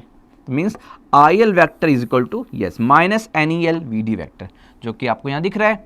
ओके, यहाँ आपको क्लियर दिख रहा है आपको ये वैल्यू, यानी ये वैल्यू आई एल वैक्टर के इक्वल रख देते हैं। तो देयरफॉर एफ वैक्टर आपको मिल गया, this implies I L vector cross B, means I L cross B लिख सकते हैं एफ वेक्टर को, यानी कि ये हमें वेक्टर फॉर्म में करंट कैरिंग वायर जिसकी लेंथ एल है मैग्नेटिक फील्ड बी में रखा गया है, तो फोर्स लग रहा है, ये मैग्नेटिक फोर्स का फॉर्मूला डिराइव कर चुके हैं हम, या F is equal to I L B sine theta हम कह सकते हैं। Theta is angle between current element vector I L vector और बी वेक्टर क्या बीच का एंगल। क्लियर हो गया। और ये तो मैग्नीट्यूड आ गया, डायरेक्शन तो फ्लेमिंग लेफ्ट हैंड रूल से हम फाइंड कर लेंगे। इस पे जो कंसेप्चुअल क्वेश्चन आ सकते हैं वो ये कि जो वायर है इसका कुछ मास है और जो मैग्नेटिक फोर्स लग रहा है वो ग्रेविटेशन फोर्स को बैलेंस कर रहा है, यानी वेट को, फ्रीली सस्पेंडेड है। तो ज़्यादा क्या होगा कि जो वायर अगर फ्रीली सस्पेंडेड है तो मैग्नेटिक फोर्स ऊपर की तरफ और ग्रेविटी की वजह से फोर्स नीचे की तरफ, बैलेंस में फ्रीली सस्पेंडेड है, बैलेंस कर रहा है, इसका मतलब है मैग्नेटिक फील्ड की वैल्यू वेट यानी एफ जी के इक्वल हो जाएगा, यानी कि मैग्नेटिक फील्ड की वैल्यू इस करंट कैरिंग वायर पे आई एल बी, और मैग्नेटिक फील्ड दे रखा है परपेंडिकुलर तो साइन 91, तो I L B is equal to M G, और यहाँ से आप मास भी मेज़र कर सकते हैं वायर का। तो ये कंसेप्ट भी कहीं ना कहीं आपको न्यूमेरिकल्स में मिल जाएगा। Okay, next, force between two parallel current carrying conductor, very important derivation. और ये डेफिनेशन भी कि 1 एम्पियर को डिफाइन करना हो, define 1 ampere, definition of ampere. तो आपको बता दें अगर डिफाइन 1 एम्पियर बोर्ड में आ चुका है और इसकी डेफिनेशन यहीं से बताई जाती है, लेकिन डेफिनेशन जिस फॉर्मूले से बताया जाएगा वो डेरिवेशन हम करने जा रहे हैं। तो now force between two parallel current carrying wire, आप जानते हैं कि फोर्स 2 चार्ज पार्टिकल पे भी लगता है, तो 2 करंट कैरिंग वायर पे भी फोर्स लगता है, लेकिन थोड़ा सा डिफरेंस ये रहेगा, अभी आप देखेंगे लाइक चार्ज यानी प्लस प्लस या माइनस माइनस रिपल करते हैं और अनलाइक चार्ज अट्रैक्ट करते हैं। यहाँ थोड़ा उल्टा हो जाएगा, यानी कि यहाँ पे लाइक करंट अट्रैक्ट करेगी रिपल की जगह और अनलाइक करंट रिपल करेगी। तो देखो कैसे समझते हैं, कैसे ये वायर है आपको दे रखा है, लेट ये आपको 2 वायर है गिवन, इसमें करंट I1, इसके पैरेलल दूसरा वायर, इसमें करंट I2। तो ये एक दूसरे को यस लाइक करंट है ना, सेम डायरेक्शन में करंट है, अट्रैक्ट क्यों कर रही है? जबकि हम सोचते थे लाइक चार्ज रिपल कर रहा है, लाइक चार्ज मीन्स अगर दोनों में इलेक्ट्रॉन मूव करे तो नीचे मूव करें करंट ऊपर। यहाँ पे वो जो लाइक चार्ज रिपल कर रहा है वो इलेक्ट्रिकल फोर्स की वजह से, यहाँ मैग्नेटिक फोर्स लग रहा है करंट की वजह से मैग्नेटिक फोर्स, और उसके वजह से ये मैग्नेटिक फोर्स के वजह से ये आप एक दूसरे को अट्रैक्ट करें। तो मैग्नेटिक फोर्स वाला कंसेप्ट यहाँ लगेगा और उस बेसिस पे कहेंगे ये मैग्नेटिक फोर्स के बेसिस पे ये अट्रैक्ट कर रहे हैं। समझते हैं कैसे अट्रैक्ट कर रहे हैं? इस वायर के वजह से मैग्नेटिक फील्ड, देखो ये जो मैंने बनाया है ये इस तरीके से, ये सर्कल, ये आपका इस फर्स्ट वायर की वजह से, तो इस वायर की मैग्नेटिक फील्ड में ये वायर रखा गया है, यानी in the magnetic field of first wire second को रखा गया है। सेम वे सेकंड की मैग्नेटिक फील्ड में फर्स्ट को रखा गया है इस तरीके से। ओके, तो जब कोई वायर किसी की मैग्नेटिक फील्ड में, बाहरी मैग्नेटिक फील्ड में रखा जाए तो फोर्स लगेगा, और फोर्स की direction yes Fleming left hand rule से आ जाएगी, और फिर फोर्स की डायरेक्शन आ जाएगी तो वहाँ से आइडिया लग जाएगा कि अट्रैक्ट कर रहा है कि रिपल कर रहा है। तो पहले मैग्नेटिक फील्ड की डायरेक्शन देख लेते हैं। इस वायर की वजह से यहाँ पे जो मैग्नेटिक फील्ड की डायरेक्शन है, जहाँ पे I2 रखा गया जिस जगह पे, वो क्या होगी? कौन सा rule? Yes, right hand thumb rule, thumb current की डायरेक्शन। तो यहाँ से ये आइडिया लग रहा है कि यहाँ पर I2 जो रखा गया है वहाँ पे मैग्नेटिक फील्ड इनवर्ड है। ओके, तो इनवर्ड बना देते हैं कि भाई मैग्नेटिक फील्ड इनवर्ड है, यहाँ पर मैग्नेटिक फील्ड इनवर्ड, इनवर्ड को क्रॉस से दिखाते हैं, तो यानी जो मैग्नेटिक फील्ड यहाँ पर है वो B1 है, यानी I1 करंट के वजह से वो इनवर्ड है। अच्छा, फॉर्मूला बता सकते हो आप कि हियर B1 की वैल्यू क्या होगी?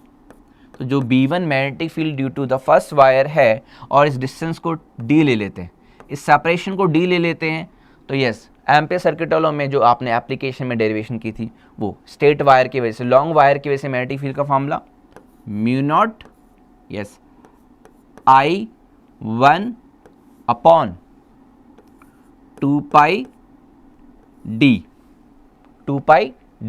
क्लियर? क्योंकि इस स्ट्रेट वायर के से मैग्नेटिक फील्ड सर्कल में होगी, यहाँ पाई में कंफ्यूजन हो जाएगा, तो सर्कल में होती है कंसेंट्रिक सर्कल, तो 2 पाई याद रखना। तो 2 पाई D B1 आ चुका है, और हमने डायरेक्शन भी शो कर दिया है, डायरेक्शन मैग्नेटिक फील्ड की कहाँ से आई? Yes, right hand thumb rule से आ गई। इनवर्ड है मैग्नेटिक फील्ड, अब यूज करते हैं राइट हैंड थंब रूल के बाद Fleming left hand rule. Magnetic field inward है, okay, this first finger magnetic field inward है और करंट ऊपर की तरफ, this centre finger magnetic field inward, current ऊपर की तरफ, थंब कहाँ आ रहा है? इधर टुवर्ड्स आ रहा है। दैट मीन्स जो फोर्स लग रहा है ऑन द सेकेंड वायर पे कौन लगा रहा है? फर्स्ट की मैग्नेटिक फील्ड, तो F21 की वैल्यू डायरेक्शन हमारी आ गई फ्लेमिंग लेफ्ट हैंड रूल से। तो यस, हमने डायरेक्शन शो कर दी F21 की। वैसे फॉर्मूला क्या होता है? Force on the second wire due to the first, yes formula current carrying wire पे, तो वायर कौन सा जिसमें करंट I2, लेंथ L2 मान लेते हैं, okay, magnetic field external B1 और आप देख सकते हो साइन एंगल 90 डिग्री है, IL वेक्टर IL2 वेक्टर और B1 अंदर की तरफ है तो 90 है। तो ना F21, अब यहाँ पर जो है हमें वेक्टर लगाने की जरूरत है नहीं, इस वेक्टर को लगाने की जरूरत नहीं, हमने मैग्नीट्यूड की फॉर्म में दी। तो F21 की जो वैल्यू है वो I2L2B1 आ गई। अब हमें यहाँ पर फोर्स पर, क्योंकि लॉन्ग वायर हम लोग basically force per unit length mostly find करते हैं, तो फोर्स पर यूनिट लेंथ जो आएगा F21 upon L2 that is I2B1 और B1 की वैल्यू पुट कर देते हैं, mu not I1 upon 2πd put कर दिया। तो नाउ यहां से हमें जो फोर्स पर यूनिट लेंथ मिली वो mu not I1 I2 upon 2πd मिल गया। सेम वे सिमिलरली हम देखेंगे कि I2 की मैग्नेटिक फील्ड में I1 रखा गया है, तो सिमिलरली हम ये डेरिवेशन कर सकते हैं for the F12 upon length L1, first wire पे फोर्स सेकेंड वायर की वजह से, और यही आएगा mu naught I1 I2 upon 2πd। Clear है? फोर्स पर यूनिट लेंथ की मैग्नीट्यूड सेम है, ठीक है, और डायरेक्शन आप देख लें यहाँ पर, तो यहाँ पर I2 की वजह से मैग्नेटिक फील्ड होगी राइट हैंड थंब रूल से बाहर की तरफ, तो बाहर यानी डॉट बना देंगे, डॉट मैग्नेटिक फील्ड बाहर की तरफ दैट इज B2, और direction yes Fleming's left hand rule, current ऊपर की तरफ मैग्नेटिक फील्ड बाहर की तरफ, देखो थंब उधर की तरफ हो गया, यानी force on 1 due to 2, magnitude same आया फोर्स पर यूनिट लेंथ का, डायरेक्शन अपोजिट, एक्शन रिएक्शन एक तरीके से लग रहा है, वो उस पर लगा रहा है वो उस पर लगा रहा है, और देखो डायरेक्शन टुवर्ड्स है ना, मतलब like current attract each other, clear हो गया, और ये हमारा फॉर्मूला भी डिराइव हो गया।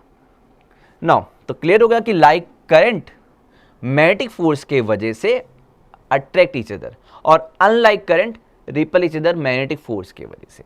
नाउ डेफिनेशन ऑफ 1 एम्पियर, यहां से हमें क्या मिल गया है? Formula force per unit length का, ओके, तो हमने फोर्स पर यूनिट लेंथ का फॉर्मूला फाइंड कर लिया है, mu naught I1 I2 upon 2πd।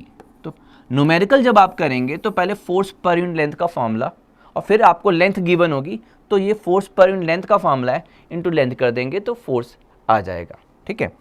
Now definition of 1 ampere, 1 ampere को डिफाइन करते हैं। What is the definition of 1 ampere? इस फॉर्मूले से देखो, तो current is said to be 1 ampere, यानी I1 I2 की वैल्यू में I मान रहा हूं, और ये I 1 एम्पियर कब आएगी? I1 I2 equal to I 1 ampere कब आएगा? यस, इफ अगर मैं D 1 मीटर ले लूँ यानी यूनिट सेपरेशन, और फोर्स पर यूनिट लेंथ हो mu naught upon 2π, and what is mu naught upon 2π? तो म्यू नॉट अपॉन 4π जो होता है वो 10 की पावर माइनस 7 होता है, तो म्यू नॉट अपॉन 2π क्या होगा? वो होगा 2 इंटू 10 की पावर माइनस 7, और फोर्स पर यूनिट लेंथ है तो न्यूटन पर मीटर। अब ये देखो, if the two wire place at unit separation and force per unit length of this one 2 into 10 की power minus 7 Newton per meter act on each other, then the current through both the wire is said to be 1 ampere। तो यहाँ से आप define कर चुके हैं, define कर रहे हैं हम 1 एम्पियर की क्या है, तो current through two parallel wire is said to be 1 ampere when they place at unit separation and apply the force per unit length of 2 into 10 की power minus 7 Newton meter on each other.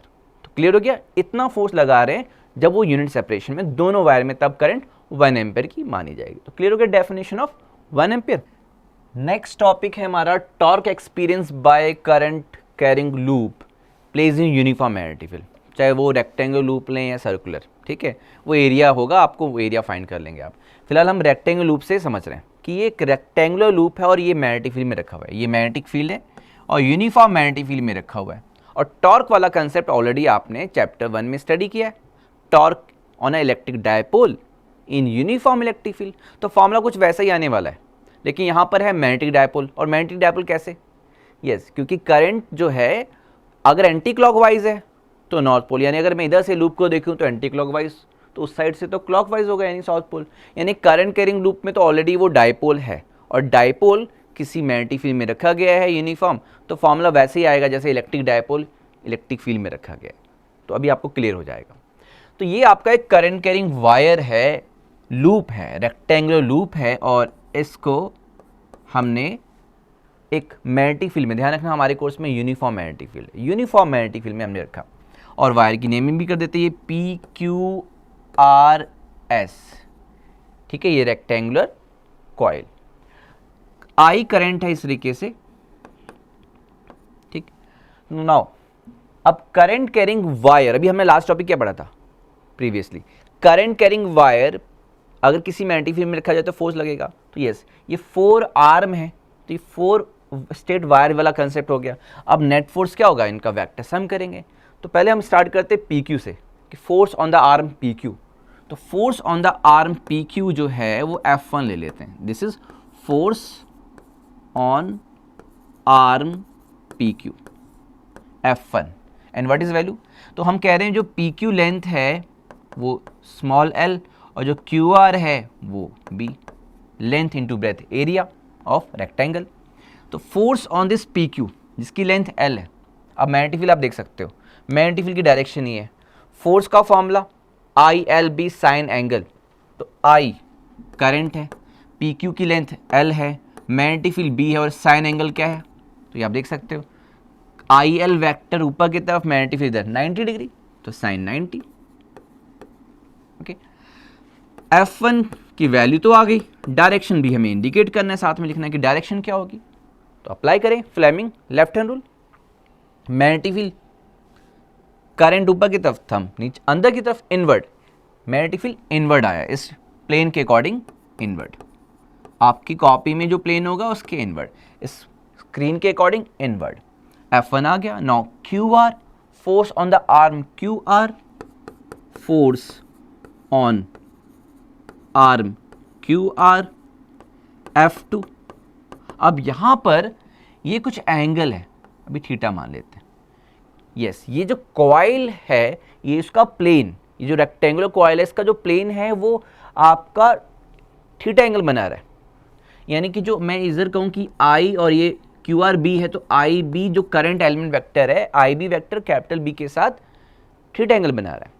तो yes, formula I small b उसकी length हो गई, magnetic field capital B and sign angle दोनों के बीच में sine theta. Okay, अब direction क्या है, ये रूल कंफ्यूज करेंगे आप इस रूल में, तो ये तो म्यूचुअली परपेंडिकुलर होना चाहिए तभी लगेगा। तो या तो आप क्या करें म्यूचुअली परपेंडिकुलर के लिए, इसका IB का साइन थीटा कॉमन ले लें, कि जिसको आप देख सकते हो कि ये इस तरीके से है, ये IB वेक्टर ये कैपिटल B, तो इसके अलॉन्ग कॉस होगा और ये साइन हो जाएगा। अगर 3D के अकॉर्डिंग देखें तो IB का जो साइन है वो, IB का साइन जो होगा वो अंदर की तरफ होगा, IB का जो साइन होगा अंदर की तरफ, कैपिटल B इधर। तो उस बेसिस पे अगर आप ये देखो नीचे की तरफ आ रहा है, सेंट्रल फिंगर अंदर की तरफ, क्योंकि IB का साइन कॉम्पोनेंट, कैपिटल B इधर, थंब नीचे की तरफ, तो इससे नीचे आ रहा है। या आप क्रॉस प्रोडक्ट, भाई B cross B, small b cross capital B, तो आप जब क्रॉस प्रोडक्ट करेंगे ऐसे करके तो भी थंब नीचे की तरफ, तो दोनों से आइडिया लग गया कि ये डाउनवर्ड आएगा। यस, डाउनवर्ड आएगा। तो ये हम शो कर रहे हैं कि जो F1 आया हमारा वो इस तरीके से इनवर्ड, और जो F2 आया वो हमारा downward. Okay, now force on the arm RS, force on arm RS, F3। अब ये तो आगे सिंपल है क्योंकि PQ के पैरेलल है RS, तो अब ये करंट ऊपर है, फोर्स इनवर्ड हो गया, तो अब ये करंट नीचे है तो फोर्स आउटवर्ड हो जाएगा, और वैल्यू वही I length L B sine 90, यानी कि F3 is equal to I L B sine 91, और डायरेक्शन यस इनवर्ड की जगह आउटवर्ड हो जाएगा क्योंकि करंट की डायरेक्शन रिवर्स हो गई है, तो यस फोर्स की डायरेक्शन भी इनवर्ड से आउटवर्ड हो जाएगी। So now force on arm, next कौन सा, S से P, SP, that is F4।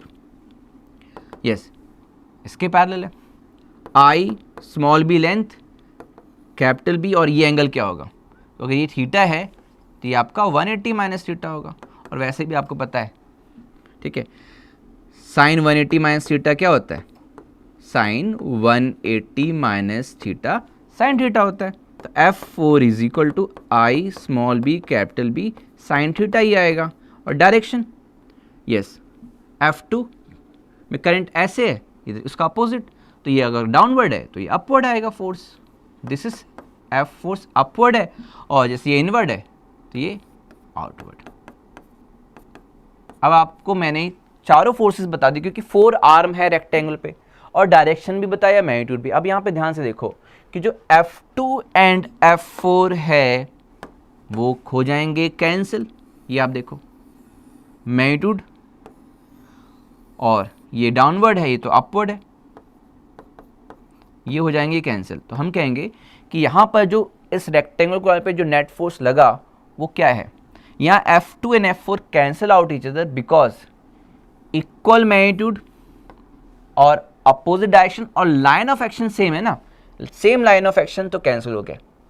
अब आप कहेंगे भाई F1 F3 क्यों नहीं कैंसिल हो रहे, ये भी मैग्नीट्यूड देखो सेम है, डायरेक्शन अपोजिट है, लाइन ऑफ एक्शन डिफरेंट है। देखो इस तरीके से ये बाहर की तरफ लग रहा है इनवर्ड, तो ऐसे ही घुमाएगा, रोटेट कर देगा ऐसे करके, तो यानी कि जो F1 एंड F3 है वो कपल फॉर्म कर रहे हैं because different line of action है। तो yes here the torque is acting on the rectangular coil because यहाँ पे आपको कपल मिल चुका है, F1 F3 are the couple. तो yes next torque, and what is torque, moment of couple. Torque होता है मोमेंट ऑफ कपल, चैप्टर 1 में भी हमने ये चीज स्टडी की थी ना। And what is moment of couple, magnitude of either force, तो जो फोर्स कपल बना रहे दैट इज F1 और F3, वैल्यू क्या है ILB, magnitude of either force into arm of couple. अब ये आर्म ऑफ कपल के लिए हमें समझना है कि आर्म ऑफ कपल है क्या। आर्म ऑफ कपल दोनों फोर्सेस के बीच का परपेंडिकुलर डिस्टेंस है, उसके लिए मैं एक डायग्राम और ड्रॉ करता हूं छोटा सा। मान लो कि QR को ऊपर से देख रहे हो, ये तो आप सामने से देख रहे हो ना, ऊपर से अगर आप इस तरीके से देखें तो ये Q और ये R है, और जो फोर्स है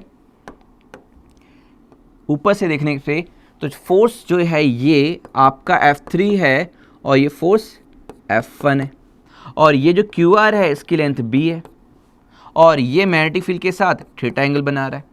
तो आप देख सकते हो ये जो डिस्टेंस है F1 और F3 के बीच का, देखो ये ऊपर से देखने में क्लियर हो रहा है कि ये B का साइन है या कॉस है, ये B है, और ये देखो ये थीटा जिससे बन रहा है, जो B का कॉस हुआ ना, ये बेस वाला लाइन और ये हाइपोटेन्यूज, तो ये B का कॉस थीटा, यानी कि F1 F3 के बीच का जो आर्म ऑफ कपल है, जो परपेंडिकुलर डिस्टेंस है, वो B का कॉस थीटा है। तो देयरफॉर जो टाउ होगा यानी टॉर्क, वो ILB arm of couple small b cos theta. Clear? तो नाउ अब हमें पता है अब यहाँ पे एरिया के टर्म में लाना है, तो tau is equal to I l into B. What is l into B? Area of rectangular coil, capital B cos theta. तो tau is equal to I A B cos theta. And what is I into ए?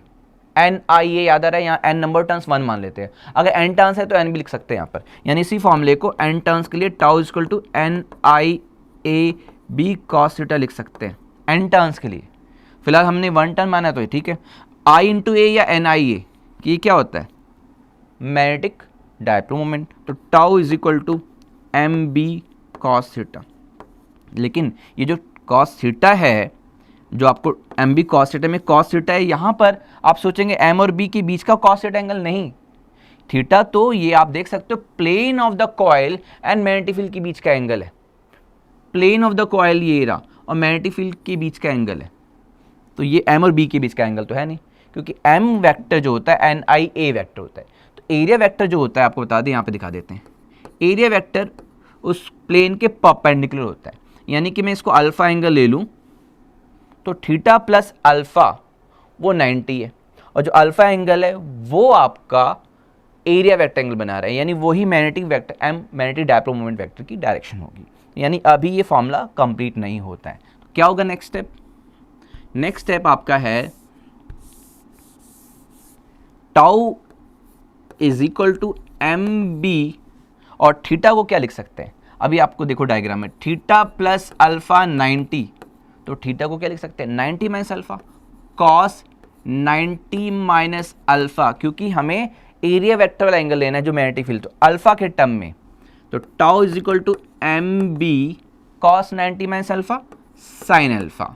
अब ये formula सही आ गया, क्योंकि M vector B vector के बीच का angle ही alpha है, तो now tau vector is equal to m cross B मिल जाएगा आपको। क्लियर हो गया? तो ये हमने फॉर्मूला डिराइव कर चुके हैं, और ये फॉर्मूला आपका वैसा ही आ गया जैसे हमने इलेक्ट्रिक डायपोल मोमेंट में स्टडी किया था। क्या स्टडी किया था? Tau vector is p cross E, बिल्कुल एनालॉगस है ना उसका फॉर्मूला, जैसा हमने इलेक्ट्रिकल चैप्टर 1 में स्टडी किया था। ये प्रूफ किया था वहाँ पे कि जब इलेक्ट्रिक डायपोल किसी यूनिफॉर्म इलेक्ट्रिक फील्ड में रखा जाए तो टॉर्क का ये फॉर्मूला, और जब कोई मैग्नेटिक डायपोल किसी मैग्नेटिक फील्ड में रखा गया यूनिफॉर्म तो ये फॉर्मूला। तो ये इलेक्ट्रिकल डायपोल मोमेंट, ये मैग्नेटिक डायपोल मोमेंट, ये electrical field intensity, magnetic field intensity, और टॉर्क का फॉर्मूला। और यहाँ पे भी वही कंसेप्ट है, स्टेबल अनस्टेबल इक्विलिब्रियम। यहाँ फिलहाल एंगल अल्फा है, तो अल्फा 0 या 180 हुआ तो टाउ 0 होगा, यानी इक्विलिब्रियम, और अल्फा 0 है तो स्टेबल इक्विलिब्रियम, अल्फा 180 है अनस्टेबल इक्विलिब्रियम। तो ध्यान रखना कि एम और बी के बीच का एंगल क्या होगा, और एम वेक्टर की डायरेक्शन क्या होती है। यस, उस कॉइल में आप देखेंगे तो anti clockwise north pole, clockwise south pole. तो यस, अगर मैं कहूँ यहाँ पर एंटी क्लॉकवाइज है, ओके, यहाँ पे क्लॉकवाइज, तो साउथ पोल उस सिस्टम में साउथ से नॉर्थ की तरफ, इधर में एम वेक्टर की डायरेक्शन होगी, इधर नॉर्थ पोल इधर साउथ पोल, तो करंट की डायरेक्शन की बेसिस पे नॉर्थ एंड साउथ हो गया। ठीक है, तो ये नॉर्थ ये साउथ, और एम वेक्टर की डायरेक्शन ऐसे, ठीक है, एम वेक्टर की डायरेक्शन ये। अगर बी वेक्टर ऐसे होगा तो अनस्टेबल इक्विलिब्रियम, और अगर बी वेक्टर इसी डायरेक्शन में तो स्टेबल इक्विलिब्रियम। ये सब चीज़ें आपको ध्यान रखनी है, ये कंसेप्ट आपको तभी और ज़्यादा क्लियर होगा, और उसकी प्रैक्टिस आपको करनी है डायग्राम से कि एम वेक्टर की डायरेक्शन क्या है, बी वेक्टर की डायरेक्शन क्या है, तो ये स्टेबल अनस्टेबल इक्विलिब्रियम की डायरेक्शन वहाँ से आइडिया लग जाता है। मैक्सिमम टॉर्क कब लगेगा? मैक्सिमम टॉर्क तब लगेगा जब अल्फा 90 डिग्री होगा। Clear? Next, moving coil galvanometer. Moving coil galvanometer जो कि लैब में यूज होता है, प्रैक्टिकल भी है इससे रिलेटेड। गैल्वेनोमीटर को कन्वर्ट करते हैं एमीटर में, गैल्वेनोमीटर को कन्वर्ट करते हैं वोल्टमीटर में, और गैल्वेनोमीटर का खुद का रेजिस्टेंस जो है या फिगर ऑफ मेरिट मेजर करते हैं, यस, हाफ डिफ्लेक्शन मेथड से। तो वो प्रैक्टिकल बेस्ड टॉपिक है। हमारे थ्योरी में पहले तो हमें क्या क्या चीज़ स्टडी करनी है कि जो गैल्वेनोमीटर है वो कैसे वर्क करता है, करंट डिफ्लेक्शन से कैसे रिलेटेड है, सेंसिटिविटी क्या है। तो स्टार्ट करते हैं galvanometer. What is galvanometer? It is an electrical device which क्या करेगा, detect very small current, micro ampere तक की करंट को डिटेक्ट करता है। आप देख लेना गैल्वेनोमीटर आपको माइक्रो एम्पियर पर डिवीजन में उसकी फिगर ऑफ मेरिट गिवन होती है, तो कैसे मेजर करते हैं तो आप प्रैक्टिकली मेजर करेंगे, फिलहाल हम थ्योरी समझते हैं। तो what is galvanometer? Yes, device which is used to detect small current, detect very small current, और जो मेजर करे वो एमीटर, वेरी स्मॉल करंट को डिटेक्ट करता है। प्रिंसिपल क्या है किसी भी डिवाइस का? प्रिंसिपल, तो इसका भी प्रिंसिपल क्या है? What is the principle of this galvanometer? Yes, अभी जो टॉपिक स्टडी किया कि व्हेन कॉइल जो रेक्टेंगुलर हो या सर्कुलर हो, when a current carrying coil place in external magnetic field it will experience a torque. और यहाँ पर आप देखो कि ये आपका एक कोर है गैल्वेनोमीटर में, ये कोर है और उसके ऊपर एक कॉपर की वाइंडिंग की एक कॉइल बनाया है, और ये जो कॉइल है जैसे ही करंट फ्लो कराएंगे तो कॉइल मैग्नेटिक फील्ड में रखा है तो ये कॉइल घूमेगी और ये जो नीडल इससे अटैच है वो डिफ्लेक्ट करेगा। तो कंसेप्ट क्या है, प्रिंसिपल क्या है कि when a current carrying coil place in external magnetic field it will experience a torque. Clear? तो torque experienced by current carrying coil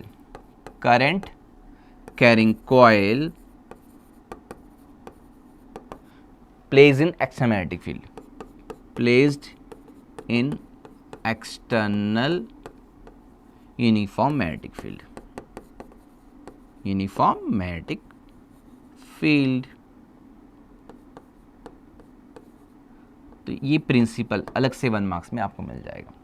अब कंस्ट्रक्शन में आपको दिख रहा है 2 मैग्नेटिक पोल्स है, नॉर्थ एंड साउथ, और ये थोड़ा सा कॉन्केव टाइप में इसको कट किया है।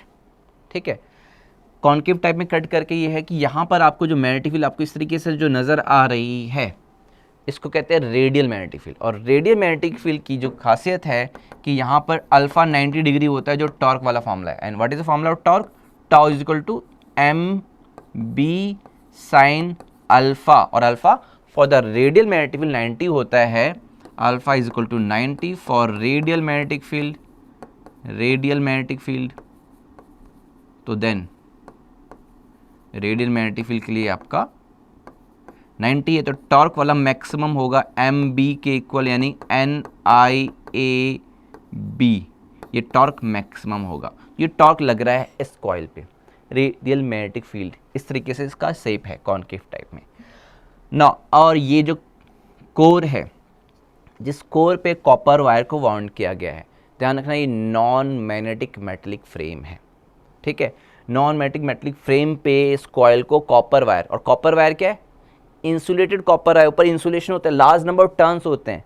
इंसुलेटेड कॉपर वायर को टर्न्स है और वो उसके जो 2 एंड है वो प्लस माइनस से कनेक्ट है ताकि करंट आप वहाँ पे सप्लाई करें। और जैसे ही करंट फ्लो होगी, ये जो निडल अटैच है इस कॉइल से, जब कॉइल घूमेगा तो निडल रोटेट करेगी। तो ये आपका इसकी वर्किंग है, यानी कि टॉर्क लग रहा है। तो when the current is flowing through the coil, torque is this one. अब ये जो कॉइल है वो एक वायर से सस्पेंडेड होती है, तो जब ये घूमेगा और जब करंट ऑफ करेंगे तो वापस आ जाता है, यानी कि एक रीस्टोरिंग टॉर्क डेवलप हो जाता है। Because of this external torque restoring torque develop हो जाता है, एंड दैट रीस्टोरिंग टॉर्क की जो वैल्यू होती है वो होती है, रीस्टोरिंग टॉर्क जो होता है वो के थीटा। जैसे कि हमने स्प्रिंग वाला कंसेप्ट 11 में पढ़ा था, F equal to KX, force F proportional to X, वो माइनस KX पढ़ा था हमने हुक्स लॉ के अकॉर्डिंग। तो वैसे ही फोर्स की जगह टॉर्क हो गया, KX डिस्प्लेसमेंट की जगह एंगुलर डिस्प्लेसमेंट हो गया। तो वैसे ही ये फॉर्मूला है कि रीस्टोर करेगा, जैसे रीस्टोरिंग फोर्स स्प्रिंग में डेवलप होती है तो उसकी वैल्यू ये है। माइनस साइन बस डायरेक्शन बताता कि डिस्प्लेसमेंट के अपोज डायरेक्शन में, तो यहाँ मैग्नीट्यूड ये है। तो जो रीस्टोरिंग टॉर्क डेवलप होगा inside the coil because of this external torque, वो इतना होगा। और हमने क्या स्टडी किया कि एक्सटर्नल फोर्स जो हम अप्लाई करते हैं उतना ही रीस्टोरिंग फोर्स डेवलप होता है, यानी कि दोनों का मैग्नीट्यूड सेम। तो टाउ एक्सटर्नल जो है उसका मैग्नीट्यूड टाउ रीस्टोरिंग के इक्वल, और टाउ एक्सटर्नल की वैल्यू ये है NIAB। रेडियल मैग्नेटिक फील्ड के लिए साइन अल्फा 1 हो गया क्योंकि अल्फा 90, और रीस्टोरिंग की वैल्यू के थीटा। और यहाँ से आपको करंट मिल जाएगा और थीटा के टर्म में, यानी कितना कॉइल डिफ्लेक्ट हो रहा है। तो I is equal to K upon NAB times of theta. और यहाँ से क्लियर दिख रहा है आपको, हम ये प्रूफ कर चुके हैं कि करंट थीटा के प्रोपोर्शन है, यानी जितना ज़्यादा डिफ्लेक्शन हो रहा है मतलब उतनी ज़्यादा करंट, और I proportional to theta. Clear?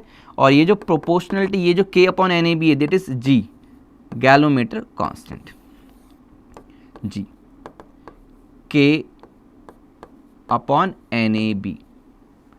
Clear हो गया? तो ये गैलोमीटर कांस्टेंट है। नाउ ये आपका यहाँ से प्रूव हो जाता है कि जो करंट है थीटा के प्रोपोर्शन है, या थीटा करंट के प्रोपोर्शन, यानी कि जितनी ज़्यादा करंट होगी उतना कॉइल डिफ्लेक्ट होगा। Next, sensitivity of galvanometer. Sensitivity of galvanometer से क्या समझते हैं? तो सेंसिटिविटी गैलोमीटर को तब कहा जाता है कि वो सेंसिटिव है जब वो छोटी छोटी करंट को डिटेक्ट करता है। भाई वो बहुत सेंसिटिव, मतलब छोटी छोटी चीज़ें वो ज़्यादा शो करेगा, मतलब ज़्यादा डिफ्लेक्शन शो करेगा बहुत स्मॉल करंट के लिए। तो करंट के according galvanometer is said to be more sensitive, means वो जितनी छोटी करंट उसके लिए उतना ज़्यादा डिफ्लेक्शन। मीन्स अगर मैं कहूँ कि 2 गैलोमीटर ले ली मैंने, 2 गैलोमीटर इस तरीके से आप देखो 2 गैलोमीटर है और दोनों को मैंने 1 माइक्रोएम्पेयर की करंट दी, सेम करंट दी 1 माइक्रोएम्पेयर की। तो एक ने डिफ्लेक्शन 20 डिवीजन तक दिया और एक ने 30 डिवीजन तक दिया, तो भाई किसने ज़्यादा डिफ्लेक्शन दिया?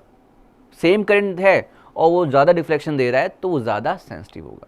यानी सेम करंट देने पे मैंने देखा कि कौन ज़्यादा डिफ्लेक्ट कर रहा है, आई सेम है तो थीटा किसका ज़्यादा है, तो वो ज़्यादा सेंसिटिव है। तो current sensitivity end voltage sensitivity, इसके अंदर 2 टॉपिक आते हैं। First current sensitivity, current sensitivity,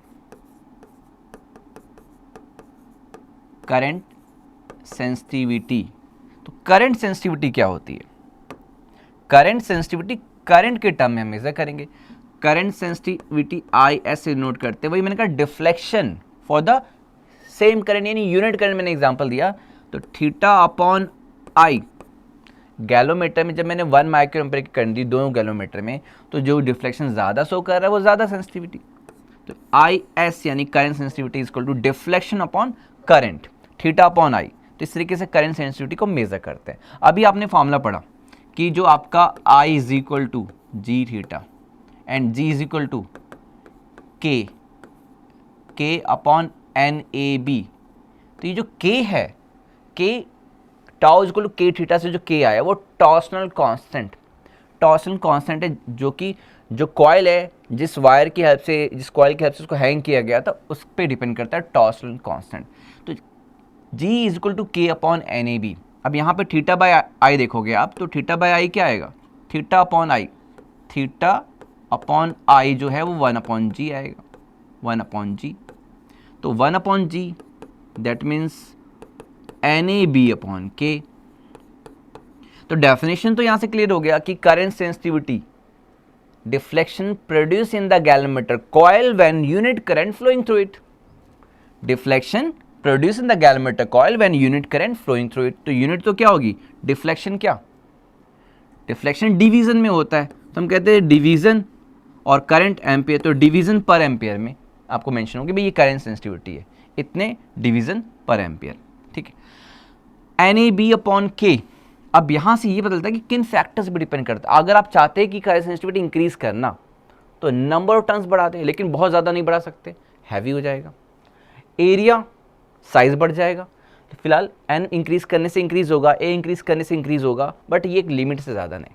magnetic field की, हाँ हम strong magnetic field strong magnet use कर सकते हैं तो भी इंक्रीज हो जाएगा। यानी ये 3 फैक्टर्स जैसे हम क्लियर कह सकते हैं सामने सामने कि इंक्रीज करने पे इंक्रीज हो रहा है। और के इन्वर्सली है टॉर्सनल कांस्टेंट, के की वैल्यू जितनी कम होगी करंट सेंसिटिविटी उतनी ज़्यादा होगी। तो ये जो 4 फैक्टर्स यहाँ से मिल रहे हैं आपको, इन पे करंट सेंसिटिविटी डिपेंड करती है। और जो सस्पेंशन वायर होता है वो फॉस्फर ब्रॉन्ज का होता है, ठीक है, जो जिसके हेल्प से कॉइल को सस्पेंड किया जाता है और कॉइल रोटेट करती है। तो के उस वायर का टॉर्सन कांस्टेंट है। तो करंट सेंसिटिविटी थीटा अपॉन आई, थीटा एंगल के टर्म में रेडियन और करंट एम्पियर, तो रेडियन पर एम्पियर भी कहते हैं, लेकिन यहाँ डिविजन्स के टर्म में लेते हैं। सेम वोल्टेज सेंसिटिविटी, तो वोल्टेज के टर्म में कि जब यूनिट वोल्टेज अप्लाई किया तो कितना डिफ्लेक्शन दिया, भाई वोल्टेज अप्लाई किया वहाँ से करंट होगी, बट वोल्टेज के टर्म में तो voltage sensitivity V S theta upon V, means division per volt, radian per volt के अकॉर्डिंग अगर एंगल के टर्म में, या डिवीजन के टर्म में डिवीजन पर वोल्ट के टर्म में। अब यहाँ से थीटा अपॉन वी में जो वी है वो वोल्टेज के अक्रॉस जो अप्लाई किया है, तो जो वोल्टेज है V equal to Ohm's law के अकॉर्डिंग आई आर, आई यानी करंट जो कि गैलोमीटर के थ्रू, और आर यानी resistance of the galvanometer, R और जी लिख दे रहा हूँ यानी रेजिस्टेंस ऑफ गैलोमीटर है ये, ठीक है। तो theta upon I R G. Now तो जो करंट सेंसिटिविटी वी एस है वो आपका थीटा अपॉन वी है, और वी आपका I current through the galvanometer और रेजिस्टेंस ऑफ द गैलोमीटर। अब थीटा अपॉन आई क्या है? Theta upon I current sensitivity है, तो आप देखो voltage sensitivity Vs is equal to, definition तो यहाँ से मिल गया, deflection produce in the galvanometer coil when unit voltage applied across it, and current sensitivity के टर्म में current sensitivity upon resistance of the galvanometer coil. अब question आता है, एक बहुत इंपॉर्टेंट क्वेश्चन है कि क्या ऐसा जरूरी है कि अगर हम करंट सेंसिटिविटी इंक्रीज करें तो वोल्टेज सेंसिटिविटी भी इंक्रीज हो जाए? No, it is not necessary. तो फिर जस्टिफाई करें कि अगर हम नंबर टर्म्स बढ़ाते हैं n, तो नंबर टर्म्स बढ़ाने से सेंसिटिविटी बढ़ेगी, कौन सी? Current sensitivity. देखो n बढ़ाने से करंट सेंसिटिविटी बढ़ी, लेकिन क्या होता है कि अगर नंबर टर्म्स बढ़ेगा तो कॉपर वायर ही तो ले रहे हैं, तो कॉपर वायर यूज कर तो रेजिस्टेंस बढ़ेगा। तो अगर नंबर टर्म्स के अकॉर्डिंग जो करंट सेंसिटिविटी वो इंक्रीज हो रही है तो रेजिस्टेंस भी बढ़ रहा है, और अगर रेजिस्टेंस में इंक्रीज अगर ज़्यादा हो गया, तो अगर डिनोमिनेटर में ज़्यादा चेंज आ गया तो वोल्टेज सेंसिटिविटी कम भी हो सकती है। यानी इट इज़ नॉट नेसेसरी कि भी करंट सेंसिटिविटी बढ़ रही तो वोल्टेज सेंसिटिविटी बढ़ेगी। एग्जाम्पल के लिए अगर नंबर टर्म्स बढ़ाएंगे तो करंट सेंसिटिविटी इंक्रीज हो रही है, लेकिन वहाँ रेजिस्टेंस ज़्यादा इंक्रीज हो जाने की वजह से जो रेशियो है वो आपका लेस देन 1 हो गया, तो वोल्टेज सेंसिटिविटी कम भी हो सकती है। क्लियर हो? कि ऐसे क्वेश्चन भी आते हैं। तो ये आपका करंट सेंसिटिविटी और वोल्टेज सेंसिटिविटी बेस जो न्यूमेरिकल है इस फॉर्मूले पे आपको जरूर मिल सकते हैं। ठीक है, next, conversion of galvanometer into ammeter. कैसे कन्वर्ट करते हैं? 2 मार्क्स का न्यूमेरिकल भी आता है और कंसेप्चुअल क्वेश्चंस भी आते हैं। सिंपल, गैलोमीटर को G से डिनोट किया मैंने, ठीक, और ये गैलोमीटर आपको दिया है जो कि करंट को डिटेक्ट करता है, मेजर तो नहीं करता, और हमको एमीटर से मेजर करना, और ये एमीटर आपको दिख रहा है लैब में, आप ऐसे देखेंगे। तो हमें क्या करना है कि गैलोमीटर के अक्रॉस यानी पैरेलल में लगाना है एक स्मॉल रेजिस्टेंस, इसलिए ऐसे यूज कर रहे हैं। स्मॉल रेजिस्टेंस जो पैरेलल में लगता है उसको कहते हैं सेंट, ठीक है। तो जो small resistance connected in parallel, this is sent across the galvanometer, parallel connected है, और हमें ऐसा करने पे मिल गया एमीटर। तो इस तरीके से ये डायग्राम याद आएगा तो आपको क्लियर हो जाएगा कि स्मॉल रेजिस्टेंस एस होना चाहिए, स्मॉल रेजिस्टेंस होना चाहिए, पैरेलल में कनेक्ट होना चाहिए गैलोमीटर से, हमको वहां से एमीटर मिल जाएगा। नाउ एमीटर क्या करेगा? करंट मेजर करेगा आई, तो ये एमीटर हो गया, यानी ये हमने एमीटर बना दी आई, तो यानी ये आई करंट मेजर करेगा। लेकिन ये पैरेलल में कनेक्ट है तो गैलोमीटर से जो करंट जाएगी उसको IG कहेंगे, तो आपको न्यूमेरिकल में गैलोमीटर करंट दी होगी, तो यानी गैलोमीटर के थ्रू करंट। तो यहाँ अगर IG जाएगी तो रिमेनिंग यहाँ I माइनस IG जाएगी। अब फॉर्मूला यहाँ से मिलने वाला है जिसे न्यूमेरिकल आप कर सकते हैं। पैरेलल में क्या होता है? V सेम होता है, तो इसके क्रॉस V होगा, वो इसके क्रॉस V होगा। तो yes, in parallel V same है, तो इसके क्रॉस वोल्टेज IG, और मैं रेजिस्टेंस ऑफ गैलोमीटर को G ले लेता हूँ। रेजिस्टेंस ऑफ गैलोमीटर को मैंने G ले लिया है, या आप RG लिखना चाहो तो RG लिख देना, ठीक। और इसके cross voltage I minus IG into S. तो यहाँ पे G गैलोमीटर का रेजिस्टेंस है, यहाँ पे वो स्मॉल रेजिस्टेंस है जिसको कनेक्ट करने पे एमीटर बना है। तो यहाँ से S की वैल्यू निकालने की भी S की क्या वैल्यू होनी चाहिए? तो दिस इंप्लाइज S की जो वैल्यू होनी चाहिए वो IG upon I minus IG होगा टाइम्स ऑफ ये G। ये फॉर्मूला है। और न्यूमेरिकल जब आप करेंगे, आपको मैं बता दूं, जो एमीटर है उसमें रेंज दी होती है कि भाई 0 से 10 है या 0 से 3 जो भी दिया हो। अगर 0 से 3 दिया हो आपको, तो यहाँ पर I की जगह 3 रखेंगे, और IG आपको दिया होगा कि 1 मिली एम्पेयर या 2 मिली एम्पेयर। जब 3 एम्पेयर में 1 मिली एम्पेयर माइनस करेंगे तो आप 3 माइनस 1 मिली एम्पेयर को नेग्लेक्ट करके 3 एम्पेयर ही लिखना, और आंसर आ जाएगा आपका। और यहाँ पे कैलकुलेशन में टाइम नहीं वेस्ट करना, 3 minus 1 milli ampere means 3 ampere लिखना, न्यूमेरिकल हो जाएगा आपका। गैलोमीटर का रेजिस्टेंस दिया होगा 50 ओम या 100 ओम, और ऐसा आप फाइंड कर लेंगे। क्लियर हो गया? तो इस तरीके से हम कन्वर्ट कर सकते हैं गैलोमीटर को एमीटर में। तो जब एमीटर बन जाता है तो आप बता सकते हो कि गैलोमीटर का अगर 100 ओम है और इसका 1 ओम, तो पैरेलल में कनेक्शन होने पे क्या हो जाता है? इंडिविजुअल से कम, यानी 1 ओम से भी कम आएगा ना। तो जो एमीटर होता है बनता तो इस तरीके से पैरेलल कनेक्शन से स्मॉल रेजिस्टेंस लगा करके, और बनने के बाद देखो इसका जो रेजिस्टेंस होता है वो कम आता है बहुत, और फिर इसको सीरीज में लगाया जाता है करंट मेजर करने के लिए, सीरीज में सर्किट में लगाया जाता है। गैलोमीटर में तो उसके क्रॉस पैरेलल लगा के बनाया जाता है। Clear? Next, last one, conversion of galvanometer into volt meter. तो जस्ट उल्टा, जो भी हमने एमीटर में स्टडी किया जस्ट उल्टा, गैलोमीटर दिया हुआ है तो वहां पैरेलल में, तो यहां सीरीज में, और सीरीज में वहां पैरेलल में लो रेजिस्टेंस था, यहाँ सीरीज में हाई रेजिस्टेंस, तो R लेंगे वो भी हाई रेजिस्टेंस लेंगे, तो जस्ट अपोजिट हो गया। तो वोल्ट मीटर बनाने के लिए आपको क्या करना है कि आपको गैलोमीटर के साथ सीरीज में हाई रेजिस्टेंस लगाना है, और जो करंट गैलोमीटर से जाएगी यानी गैलोमीटर करंट वही से जाएगी। तो जो वोल्टेज इस G के क्रॉस है वो V1, जो R के क्रॉस है V2, और सीरीज में V1 प्लस V2 से आपको ये V मिलेगा ना। तो यानी कि यहाँ पर तो yes V is equal to series में V1 plus V2। Now V is equal to V1 क्या IG इंटू जी इस गैलोमीटर के cross voltage, IG into G. V2 इस R के cross voltage, IG into R, और R आपको find करना है तो R IG into R is equal to V minus IG into capital G, यानी कैपिटल जी गैलोमीटर का रेजिस्टेंस है। तो R यहाँ से आ जाएगा V upon IG minus IG upon IG cancel हो जाएगा और ये सिर्फ G बचेगा। तो R is equal to V upon IG minus G। और आपको न्यूमेरिकली भी ये करना है कि V अपॉन IG वाला टर्म इसको सॉल्व कर लेना, उसमें से ये माइनस कर देना। लाइक अगर ये 10,000 आएगा और ये 100 माइनस करोगे तो आप समझ गए 9,900। तो इस तरीके से आपका R हाई वैल्यू आएगी, और यानी ये हाई रेजिस्टेंस है, ये भी कुछ 100 ओम है, ये 9,000, तो आप समझ लो कि इनको ऐड करके ये वोल्टमीटर का रेजिस्टेंस आएगा, और वोल्टमीटर का रेजिस्टेंस हाई होता है। और ये हाई होता है तो इसको सर्किट में कैसे कनेक्ट करते हैं, सर्किट में सीरीज में नहीं कनेक्ट करते। सीरीज में कनेक्ट करेंगे तो वो करंट पूरी चेंज कर देगा, बहुत हाई रेजिस्टेंस है। इसको अक्रॉस, जिस अननोन रेजिस्टेंस के अक्रॉस वोल्टेज निकालना है उसके अक्रॉस यानी पैरेलल में कनेक्ट किया जाता है। तो क्लियर हो गया, इस फॉर्मूले को याद रखना है, कैसे कन्वर्ट होता है डायग्राम याद रखना है, और ये सीरीज में V equal to V1 plus V2। तो ये कंसेप्ट आपको क्लियर होगा तो फॉर्मूला भी डिराइव हो जाएगा, और फॉर्मूला याद भी रखना है, न्यूमेरिकल बहुत आराम से हो जाएगा। तो आज जो हमारा है चैप्टर 4 वो कंप्लीट होता है, और जल्दी हम चैप्टर 5 की वीडियो के साथ वन शॉट वीडियो के साथ आपसे मिलते हैं। Thank you.